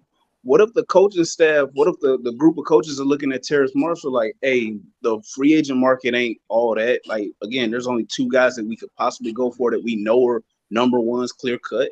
What if they're looking at this with the thought process, hey, we can draft the guy in the draft. We can let Terrace be the number 1 this season and see what the hell he has, because again, coming out of college, look at who Terrace played with and look at what those guys went on to do. Marshall's good. He was very productive. Who's to say Terrace? Yeah, who's to say Terrace doesn't have number 1 in him? You give him an opportunity. I've seen this in a lot of mock drafts. I would just call up the Pittsburgh Steelers and see what they want for Deontay Johnson. They did whoop us. They just signed him last year, so it's a question. Yeah. Like but they have a young quarterback too, so they want to have. They also have George Pickens. Right. Who says we need to draft? Who says we need to draft? Who says we need to sign a receiver though? Who said that? Like, that's what I'm saying. I don't think we need to sign one. Why can we Receiver draft? class. Exactly. I mean, listen, Receiver we class, don't, not deep. we don't. I said we Like, need to still it's not like acquire we have to, through but free if you're gonna be drafting a quarterback number 1 overall, god damn, get that man some weapons. Yeah, Like, you Yeah, got get him Hayden Hurst. some, get him some that's wide the receivers point. to grow Hayden with. Hurst. We Yeah, just talked about Hayden Hurst. Like that's his so safety blanket, right? yeah, And then hey, you got TMJ on the outside, and you got Cy Smith on the inside running Wes Welker routes, and then you got somebody else, another Rick on the other outside, right, and now you're but good. you see how you failed to name Absolutely the not. fourth. Like, you Laviska see how Shenault. we couldn't name a fourth? That's I why just we named need you to add. four. We need to. I just But named look, you but that's four. what I I'm just saying. named We you need to four. add somebody else. I just named Somebody you else four. I needs just to named be you a Hayden part. Hurst. I I know, just but named you Hayden Hayden Hurst is Hurst, not a receiver, TMJ, though. You Cy have to have Smith. 4 But you receivers. what you were just saying, he's a receiver, bro. He just said he had the best hands in the He's not a NFL. receiver, You though. I just said that, understand, bro. but he's not going to be What are you talking about? He's gonna available. have 3,000 yard He's seasons. not going to be available to be a receiver on every single play. Hey, let me just read these so I don't forget them. Guts SDYN, how would you all feel for Stroud and Flowers? Dude, we would fucking love Man, that'd be that. crazy. I'll speak for everybody. We would fucking love that. MTL for Great. the 499 says, how many wide receiver free agents have signed?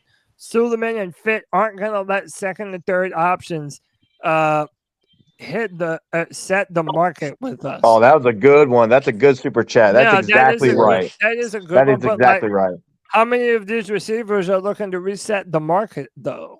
Like, Well, really, they none just of them. are because of lack of options. The demand is so high and the supply is so low. You got a lot of mid-tier guys and they're like demanding the most. Like you saw Juju and Jacoby Meyer beefing on Twitter because I think Meyer was upset that Juju got as much as he did or something like that. Like they both got 33 mil for 3 years. So 11 million a year. That's yeah. But those guys aren't worth that, but that's what they're commanding. Hey, let me welcome Nick Hayden back to the show. Nick, you there? I'm here. What's up, man? What you got for the show? What's your? Can you hear me? How you feeling, man? I want to ask a question. Yeah, go ahead. I've been feeling pretty good about what's been going on this week so far. I want to ask a question though about our wide receiver room. Do you get the sentiment that a lot of people may not think that TMJ and Shy may have it in, or either Laviska, well, not so much Laviska as the other two, may not have it in them because they're pretty much tied to Coach COVID,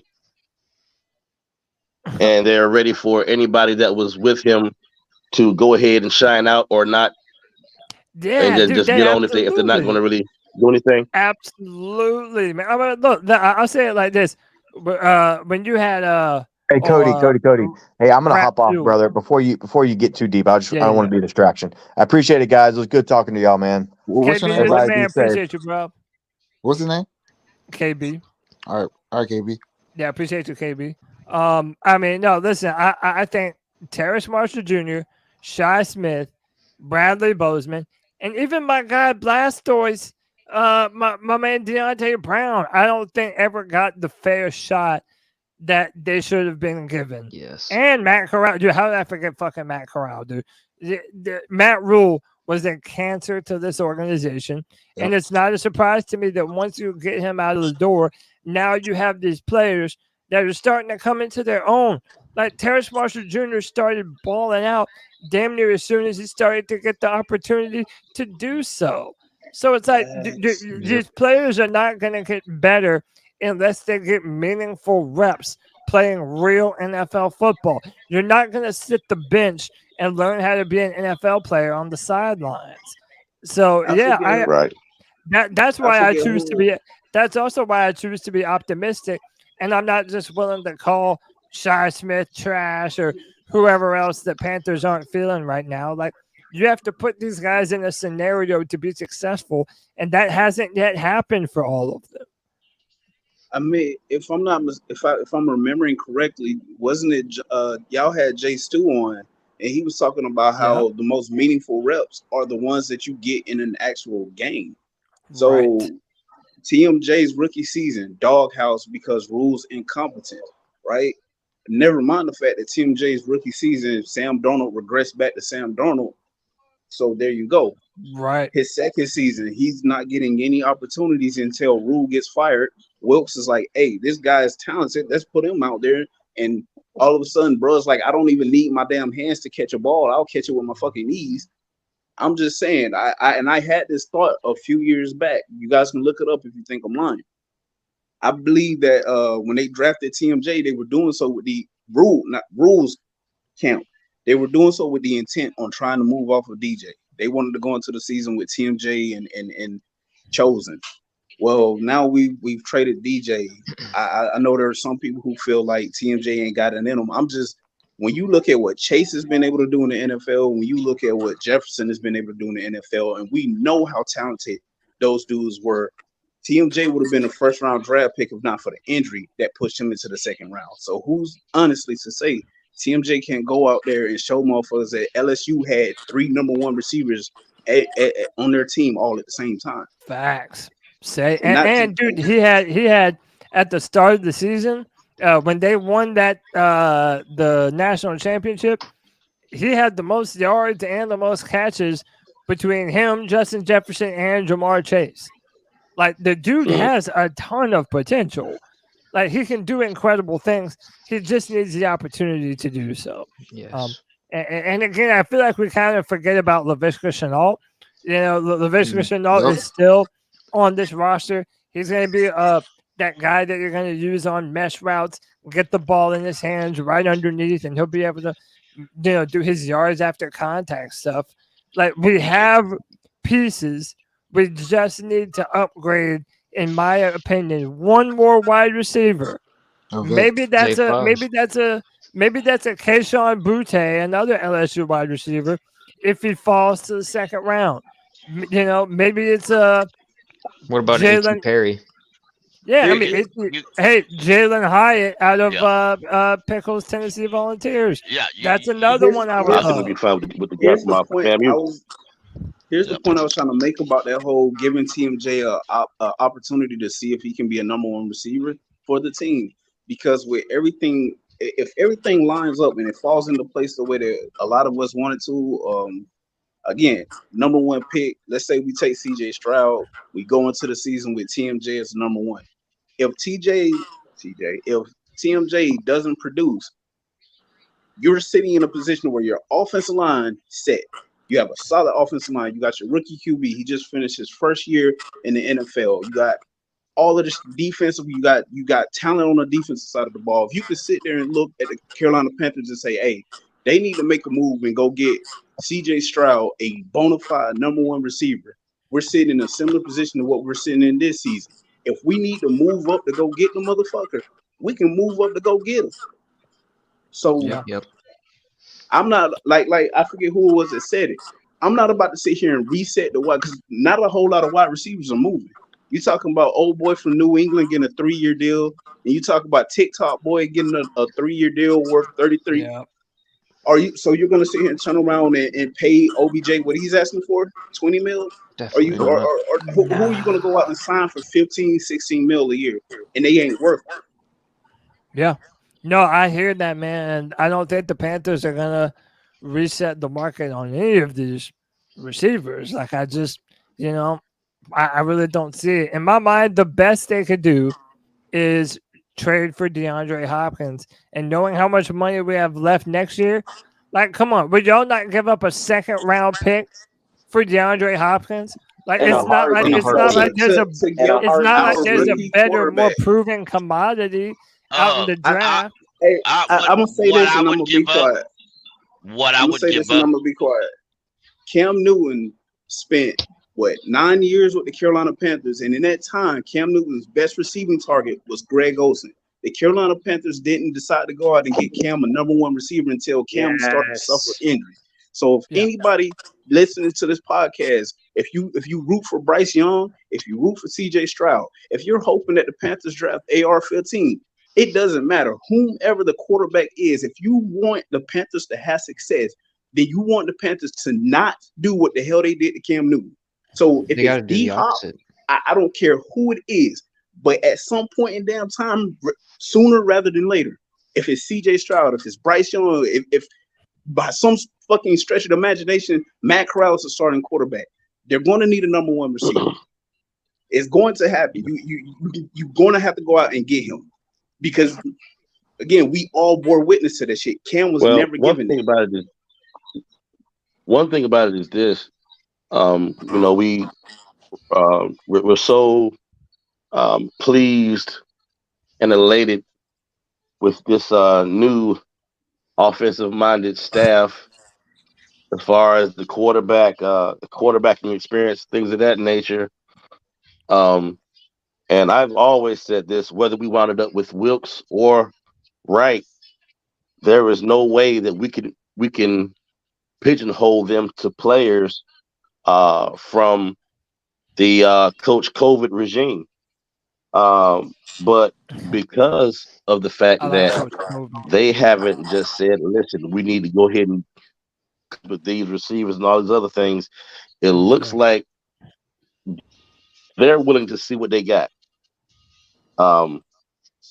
And I guess I don't know if they're going to wait until the trade deadline to fix the wide receiver positions. I know there's a lot of wide receivers in the draft. I mean, push come to shove, Steve Smith just had one of the receivers from FAMU that was a pretty hot commodity. You know what I'm saying? We could get him like even maybe the third or fourth, possibly. So we you know, I feel like what we're going through is a bit of anxiety because we've been ready to get back to the big dance for a while, and we got the line. Looks like we're about to get the quarterback. Of course, we know we need weapons that the quarterback can throw to. We just may have to take a step back and just realize that it may take longer than a year to get back to the big dance. I know all of we want to get there. We want to get there. We want to win it. We want to touch the Lombard. We want to have a big parade. But it's going to be a little process. And I hate that. I hate when those words are uttered, trust the process. But the thing about that is you're better able to trust the process when you have good processors. Yeah. Yep. We just got rid of No some doubt. bad ones. So if we really trust we these processors, we should be good. I got to go, fellas. Y'all have a great night and keep pounding. God bless. Appreciate you, Nick. Keep pounding. God bless, brother. Who is that? That was Nick Hayden. Appreciate Can I you, say Nick. one thing about LaVisca too? One thing, I feel like if you use him right and develop him right, he's a guy who could end up being similar to Deebo Samuel. You could use him in that kind of way because he's kind of that kind of gadget receiver, kind of like Deebo in a way. Yep. Yo, I gotta hop out of here. Sorry, I've been like on the phone, but yeah, I'm gonna hop out. But appreciate y'all as always. Thanks, Cody. Peace and love, Anthony. Hey, shout out your channel one more time. Tell them where to find Yeah, you. thank you. Yeah, you can find me at Panther Central Podcast on YouTube and Panther Central on Twitter. Yeah. I'm gonna be posting more content. Yeah, appreciate you, YBJ. But yeah, I'll see y'all next Friday for sure, and keep pounding as always. Hell yeah. Appreciate you, Anthony. Have a great night, dude. All right. And yeah, so I try and go 3 hours because I figured why not. We'll go for another 13 minutes and then we'll get up out of here. Go ahead, Evan. Well, yeah, I just wanted to say that I feel like Visca, if you use him right and develop him right, he could end up being like a Deebo Samuel kind of receiver. And then also I would actually really like if we got a guy like, say, Zay Flowers dropped to us at 39, and then we at pick 93 in the third round, we get a guy maybe like A.T. Perry, because he could give us a taller jump ball receiver, and then Zay would give us, I mean, I really like Zay, especially here in the comparisons to Steve Smith, which makes me really excited if we were to get him. Yeah. Hey man, I'm there's a few players that Steve Smith has publicly spoken about already. Yeah. Tank Dell too. Yeah, Tank Dell, Zay Flowers. Dude, Zay Flowers is my draft crush right now. at the receiver position, like, dude, Zay Flowers can do it all. Even though they primarily use him for in the slot, he has the potential to be way more than that. He has incredible separation, route running, speed. He can do it all. Now, Carolina Pride is right. He's probably not making it to 39, which sucks. I would Sadly. love to have that happen for us, But yeah, that's probably not going to happen. But that's why we've been talking about free agent wide receivers, and that it's important to try and sign, in my opinion, at least one more before the free agency process is over. And the fact that DJ Chark's left without a deal, like, come on, man. We either need to get DJ Chark, Adam Thielen, or DeAndre Hopkins. The Panthers need another weapon, and we need to do it this offseason, man. Yeah, Hey, DJ Chark Cody, is. I would give up. I would truly would give for Hopkins. I'd give up the 39th pick and Dante Jackson. Oh, because damn. Dante right. Jackson's he was worse than DJ Chark about getting healthy, except for his rookie year. He was good his rookie year. After that, he's just been hurt all the time. Yeah, I just hate that Dante's been hurt so much, but he has. Like, just the undeniable fact, Dante Jackson has been hurt damn near every season that he's played. So, but again, once you trade away someone like that, you freed up a little bit of money, but you also make another hole. It's like, I'm not trying to see Keith Taylor on the field any more than I am. You know what I mean? So Yeah, would you even, if they would take CJ Henderson in that instead of Dante, would you give up him instead of Dante? Yeah. Yes. Probably, $2 yeah. a minute. Yeah, probably so, Unless- man. If it was me, honestly, I would rebuild our. We can't this year, but unless Henderson does something, I wouldn't even attempt to re-sign him next year. Dude, let him walk. he would probably. How about this? CJ would probably quit football if he got traded to another team. Like, the rumors already are that CJ doesn't really love football. And again, I don't know the guy, man. I can't tell you if that's real or not. But if that does have any truth to it, and then he has to go restart with another NFL team, yeah, man, he's probably out 9,000. You know what I'm saying? So. I mean, they do have a defensive-minded head coach there, and maybe he thinks he could revamp him or bring him to what everybody thought he would be when he got drafted 9th overall. I mean, yeah. I mean, If it was me, if I was the GM over there, I wouldn't do that. But I wouldn't take Henderson for. But it doesn't say a star player; it just said a value. Yeah, a value pick. If you're a GM and you're picking between CJ and Dante, you're probably picking Dante. Yeah, but at the same time, if they would take a running back, I would take him Juba Hubbard. You can get a running back in the draft or wherever. Yeah. Yeah. But that's just me throwing out I hear players. you. So that's just. No, I mean, there's certainly value picks that we could throw their way. I mean, there's no doubt that we could do it, but man, look, like it's to the point, and maybe I'm just jaded. It's too good to be true for the Panthers to go and get D-Hop, man. Dude, I would fucking jump for joy if that shit happened, but I'm not gonna set myself up for disappointment when it inevitably doesn't happen. You know what I mean? So I don't know who we getting, bro. We need a vet. I don't know. I know. Federer said he's gonna be in on every deal. I didn't think that the Panthers would be able to get Hurst, and Hurst is on the Panthers right now. So, and I say this as someone who detests Clemson with a passion. When you talking about you be jumping for joy if we got Nuke. Nuke is he's definitely Nuke is the only player from Clemson I've ever been like, he's that dude. Like, he's the truth. Yeah. It's undeniable, man. Not even some people are undeniable. A couple years back, I was having a conversation with a friend. He's like, "Yo, name your top 3 receivers," and like without even thinking, I was like, "Nuke," and I think I said Nuke, Hop, and at the time it was Julio. I was like, that's it. And bro, I'm dead ass. I would be beyond myself if the Panthers were able to bring in a new Same, man. Look, I don't give a damn about my game or about no damn Gamecocks, but the moment that I watched JC Horn's film, I'm like, oh yeah, that's the dude right there, man. Like, that's Mr. Shut Shit Down. You know what I mean? Like, I have that's no another problem thing. saying that. You know how they're saying iron sharpens iron? Could you imagine the fucking camp battles between D Hop and JC Training Horn? camp would be fucking lit, bro. Come on. That would be it, dude. Those two guys going against each other in training camp, dude, imagine how much better they would make one another. Oh, man. Dude, and I hate that we got rid of Gilmore, man. Because imagine if we had both of those dudes on this team.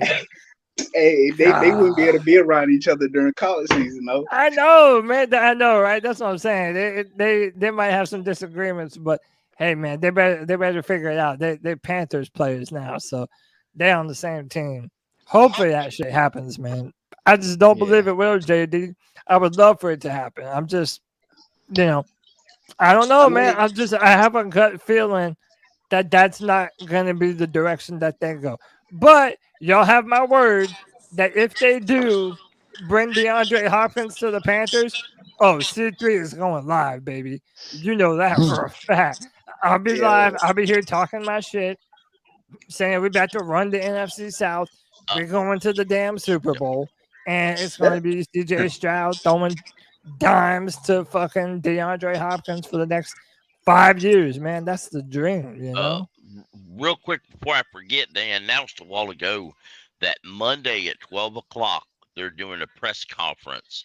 The team is. They'll have Scott Fitterer and the head coach. I'm going to show up in person. Right. So. Yeah, right. We're going to be there with bells on. We got some questions to ask.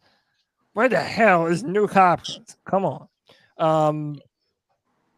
What else, man? There was something else I was going to bring up. Yeah, go ahead, man. One guy that I kind of was surprised that went undrafted last year out of Clemson. Justin Ross? Yeah, Justin Ross. I really liked him coming out. Even with his injuries, I get that made him a little bit less attractive. But his freshman year, I'm a Clemson fan, and his freshman year was amazing. How he cooked Alabama in the national championship game. And absolutely. Oh, I was like, in 3 years, I cannot wait for a team to draft this guy because he looks amazing. And sadly, the back injury and that back injury was rough, man. Like he had a type of injury that some people are like, yeah, you might not be able to turn your head left and right again, let alone be able to play receiver. But no, as a fellow Clemson fan, dude, I can't imagine that season, that 2018 season, without Justin Ross making circus freak catches, man. Like, the dude has skill. He's on the Chiefs right now. Yeah. So he's on a pretty good spot. I'm hoping that he can end up coming back and being a really nice redemption story, man. You got to run. Yeah, man. That's right.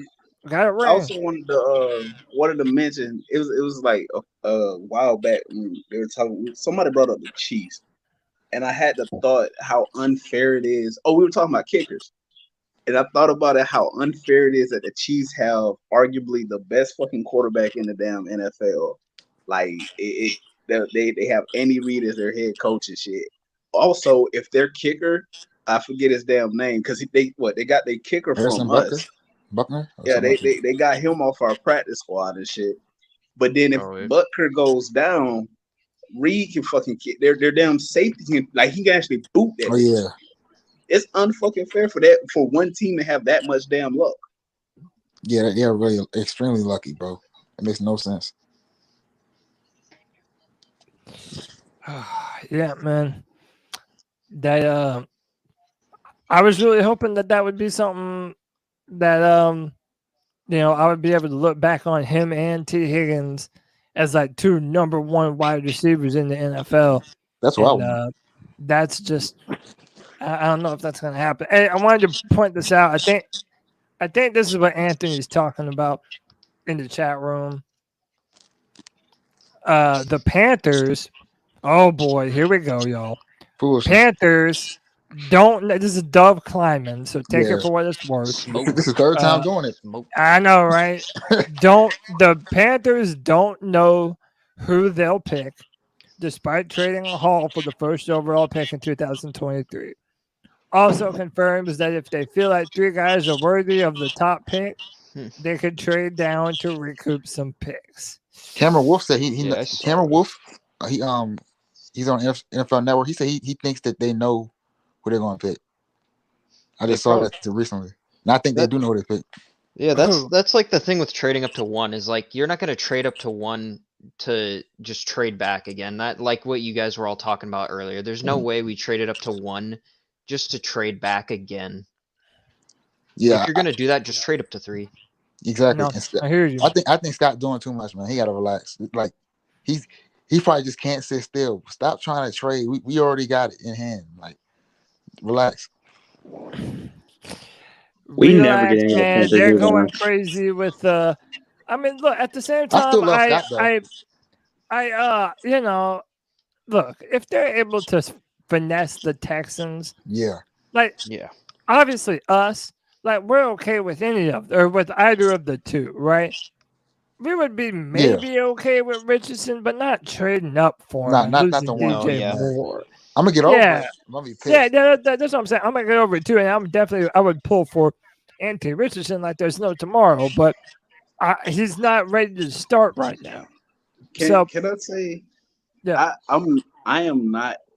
And it's funny because as big of a Cam Newton fan as I am, and I'm a fan of Josh Allen. Like you these bigger body quarterbacks that can drop their shoulder and run through a linebacker.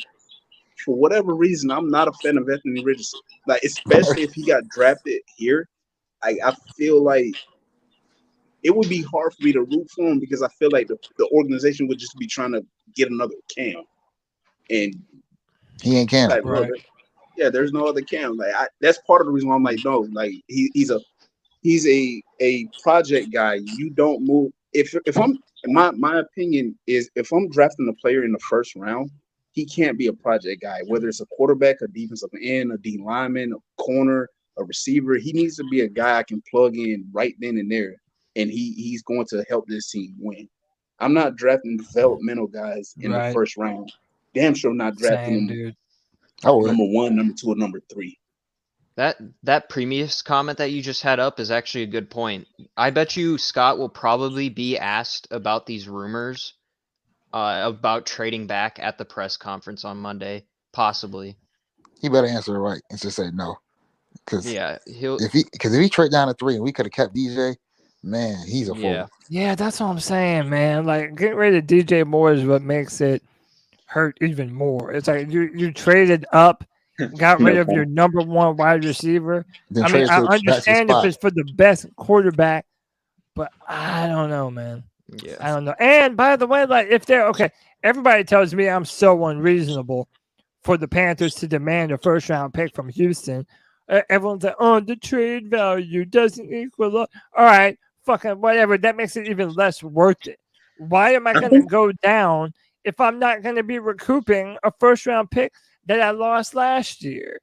I mean, they have 2 first-round picks this year and next year, so I feel like it would be more of us to be available to get a first-round pick. Sorry, I didn't mean that. That's what I'm saying. They have so many picks in the first round the next 3 years in a row. So give us at least 1 of them. I mean, I originally said 2. They're 12 and 1 next year, but even just get 1 of them. If it's 12 this year or just 1 next year, that's the way forward for me, man. From the Texans, I think we should get a second-round pick. I wouldn't. If I was the Texans, I would not give no 1. Now, actually, if I was the Texans, I wouldn't trade at all. I mean, it depends, man, because it's all smoke screens right now. For like sure. Even if the Texans were in love with one of them, they're probably not going to let that shit loose until like a week before the draft when they're gearing up to try and move up to get them. You know what I mean? Yeah. Anthony, I just had to come. Oh, sorry. Yeah, no, you're good. Look. I had to come in because I want to play this clip because I don't believe that report at all. Can you guys hear this? And you're gonna give all these resources to go up and get it, you're hurting your team in the long run. You better be right. You better have conviction if you do move up. So that's. But when There is no way No we are way. sitting at number 1 and they're still twiddling with their thumbs about who we're gonna take. No doubt. They when they moved up, they did that with They already these. knew. Like they know they have an idea of who they want. They have a Like favorite. Yeah. And to that point, like if hell, even though I know I just said that I'm not a huge fan of AR-15, if the Panthers, if they decided to take him at number, if this is who you say we like, this organization needs this player, they moved up. This is the guy we're going to get. Okay, cool. You guys have an ideal. You know what you have an ideal of what you're trying to do, and you're doing everything you can to put what's in your head into reality. I can't be mad at that. Like the previous regime, bro. I'm gonna start calling that man Coach COVID. Like that's yeah, I like that. Coach COVID. Yeah, like for all the good, bro. He's a legit sickness, bro. He's a sickness. He's a sickness, and he's not our sickness anymore. But yeah, man, you trading up the 1 and then moving back, and you lose DJ in the process. When you if number 3 was where you wanted to go because you like there's 3 QBs and you like all 3, then yeah. that wouldn't make any sense. And yeah, I'm glad. That was Anthony, wasn't it? Yeah, that was Anthony who came in and played that. He got back on it and played that. Yeah, man, I same. didn't even. That actually like proves this all wrong. I mean, just the fact that that's what he said. Yeah, it's all smoke screens. Like, and another thing, Scott Fitterer has been very honest. If you listen to his press conferences, everything that we have done so far, he has alluded to first in a press conference. Like he lays the breadcrumbs. So it's not very like him to say one thing like that and then just do and think another. Like that's a David Gettleman move. That's not a Scott Fitterer move. That's a rule move. Yeah, I mean, no doubt, man. Doing one thing and saying one thing and doing something different. Yeah, Fitterer has been very consistent. And if he says something, I'm entitled to believe him. And I'm also feeling that I mean, I don't know, man. Right now, Bryce Young is the number 2 betting favorite to be the number 1 pick. But everything I read about Bryce Young is that everybody loves his IQ, the talent, the ability to read defenses. I mean, everyone's saying that this young man is like a genius. You know what I mean? Yeah, and we have the O-line for him. I remember you guys talking about that Right. earlier.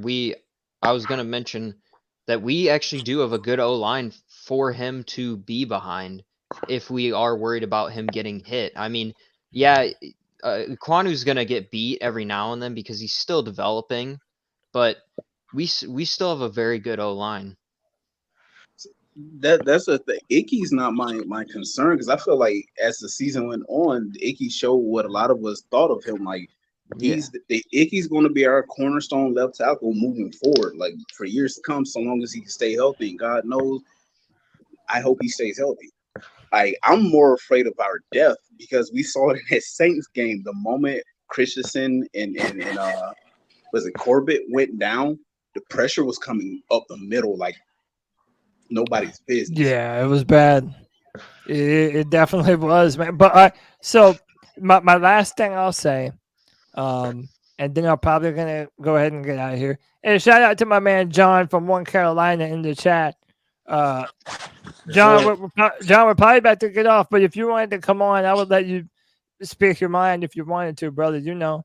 But one of the things that I did think about today, actually, is if the Panthers don't end up coming away with like a DeAndre Hopkins or a DJ Chark or whatever, Bryce Young, between Bryce Young and CJ Stroud, Bryce Young is used to not throwing to a number 1 wide receiver. That's true. Like Alabama didn't have a bunch of like, big time. They didn't have a Julio Jones, a Jerry Jeudy, a Henry Ruggs. They didn't have those types of players this year. It wasn't even just the receivers. The O-line wasn't all that either. Right. And so that speaks even better for Bryce and the fact of him being a distributor. Like, y'all remember 2015 when Kelvin Benjamin's ass went down? Everybody was panicked. Like, oh, man, there goes our season. Who's Cam going to throw the ball to now? And yet he spread the ball around, and everybody got fed, and we were putting points up. So maybe we don't really need that number one wide receiver if we get a good enough point guard, a good enough distributor, and maybe that is CJ. I mean, maybe that is Bryce, man. I mean, yeah, it probably is CJ too, man. Like they both have elite ability to read the field and know what the defenses are doing, know where to put the ball, know when they're coming open. They both throw the ball as the receiver is coming out of their break. So, or before they even come out of their break. They're both elite in a lot of levels, man. But I think the Panthers like one of them more than the other. But I don't know who. It's Coleridge. CJ, I feel like CJ can do what Bryce did. It's just that we don't know for sure because he had all the talent around him. Because he's so accurate and like Right. JJ said earlier, he places the ball so well, and it just what he did in the Georgia game, I feel like shows that he can be a really good QB. And also we saw Patrick Mahomes win the Super Bowl this year with not really having a D-Hop, a Jamar Chase, a Justin Jefferson. He didn't really have a true number one. He had Travis Kelce, but at wide receiver, he didn't really have a true number one receiver. Yeah, that's the facts. He just didn't, you know. But man, look, we're gonna be doing some film rooms that are gonna be dropping on the channel here in the coming weeks. We're gonna do some deep dives. I'm hoping to do more than one because there's never been a bigger quarterback debate in Panther fandom than what we're going through right now. Like the CJ Stroud, Bryce Young debate. There's so many different avenues to look at this through that we're gonna do some film breakdowns. We're gonna go through it all. Man, I don't know what else to say, man. It's been a crazy got one free thing to agency thus far. Yeah, go ahead, Jordan. One thing I thought about today was this is probably the best situation a number one pick is probably ever going to go to, and that the fact that the one we pick is going to be set up for success, and the other person that we don't pick is going to the Texans. So yeah, this is I really know. impactful who we pick in the prospects' lives. Yeah, I know, and I said this on John's show last night. That remember, like this is before a lot of our times, but Peyton Manning and Ryan Leaf went 1 and 2, and in that draft, both of them were considered to be very high-end quarterback prospects. Well, one of them is a first ballot Hall of Famer, and the other one is one of the biggest busts in the history of quarterbacks. So, there's no prophecy saying that both of these dudes are destined to be high-level NFL players. So your evaluation matters. Like that's why I'm not really comfortable with trading down. Like if you love one guy, then pick him. Pick him at number one and get on with it, man. But that's just me, man. They don't pay me to make decisions for the Panthers, dude. Shit. Also, if the Panthers did lowball, if that is true that we lowballed DJ Chark, I feel like the Panthers just fumbled the bag because he's honestly that 1 year where he broke out in Jacksonville was a really good year. I mean, he made the Pro Bowl, and I feel like he can still do that. It's just that obviously he's had a little bit of injuries, and he can still be that guy. Yeah. No, I would love to have DJ Chark. I think him and Terrace Marshall are actually pretty comparable in terms LSU of boys. Both LSU guys, man. So they have a lot of similar upside.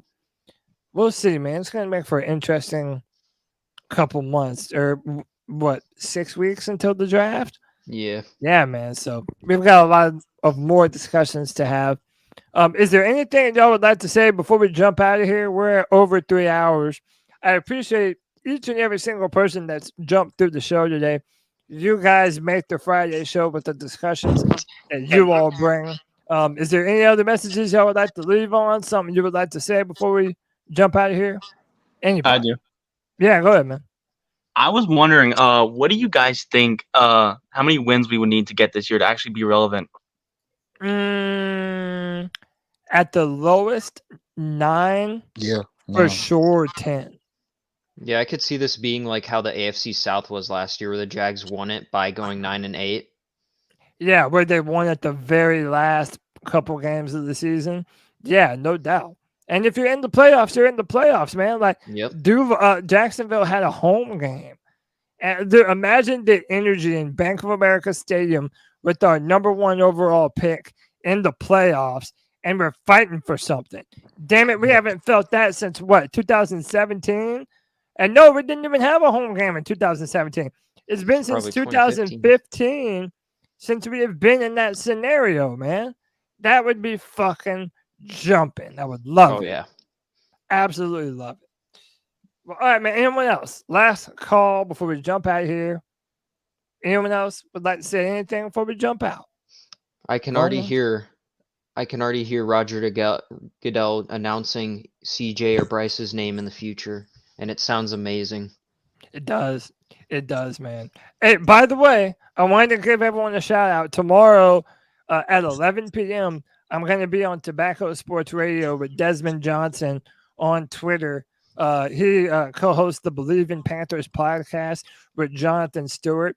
Follow my Twitter. I'll make sure I tweet it out tomorrow before we go live. Me and Monty from the 4-Man Rush are going on there. We'll be debating, talking stuff, but Desmond Johnson's a great friend of ours, so check that out. 11 a.m. tomorrow morning. So it's tomorrow morning at 11 a.m. If I said p.m., my apologies. Tomorrow at 11 a.m. And, yeah, man, we're going to be breaking down the Panthers like I always do, man, seemingly every day.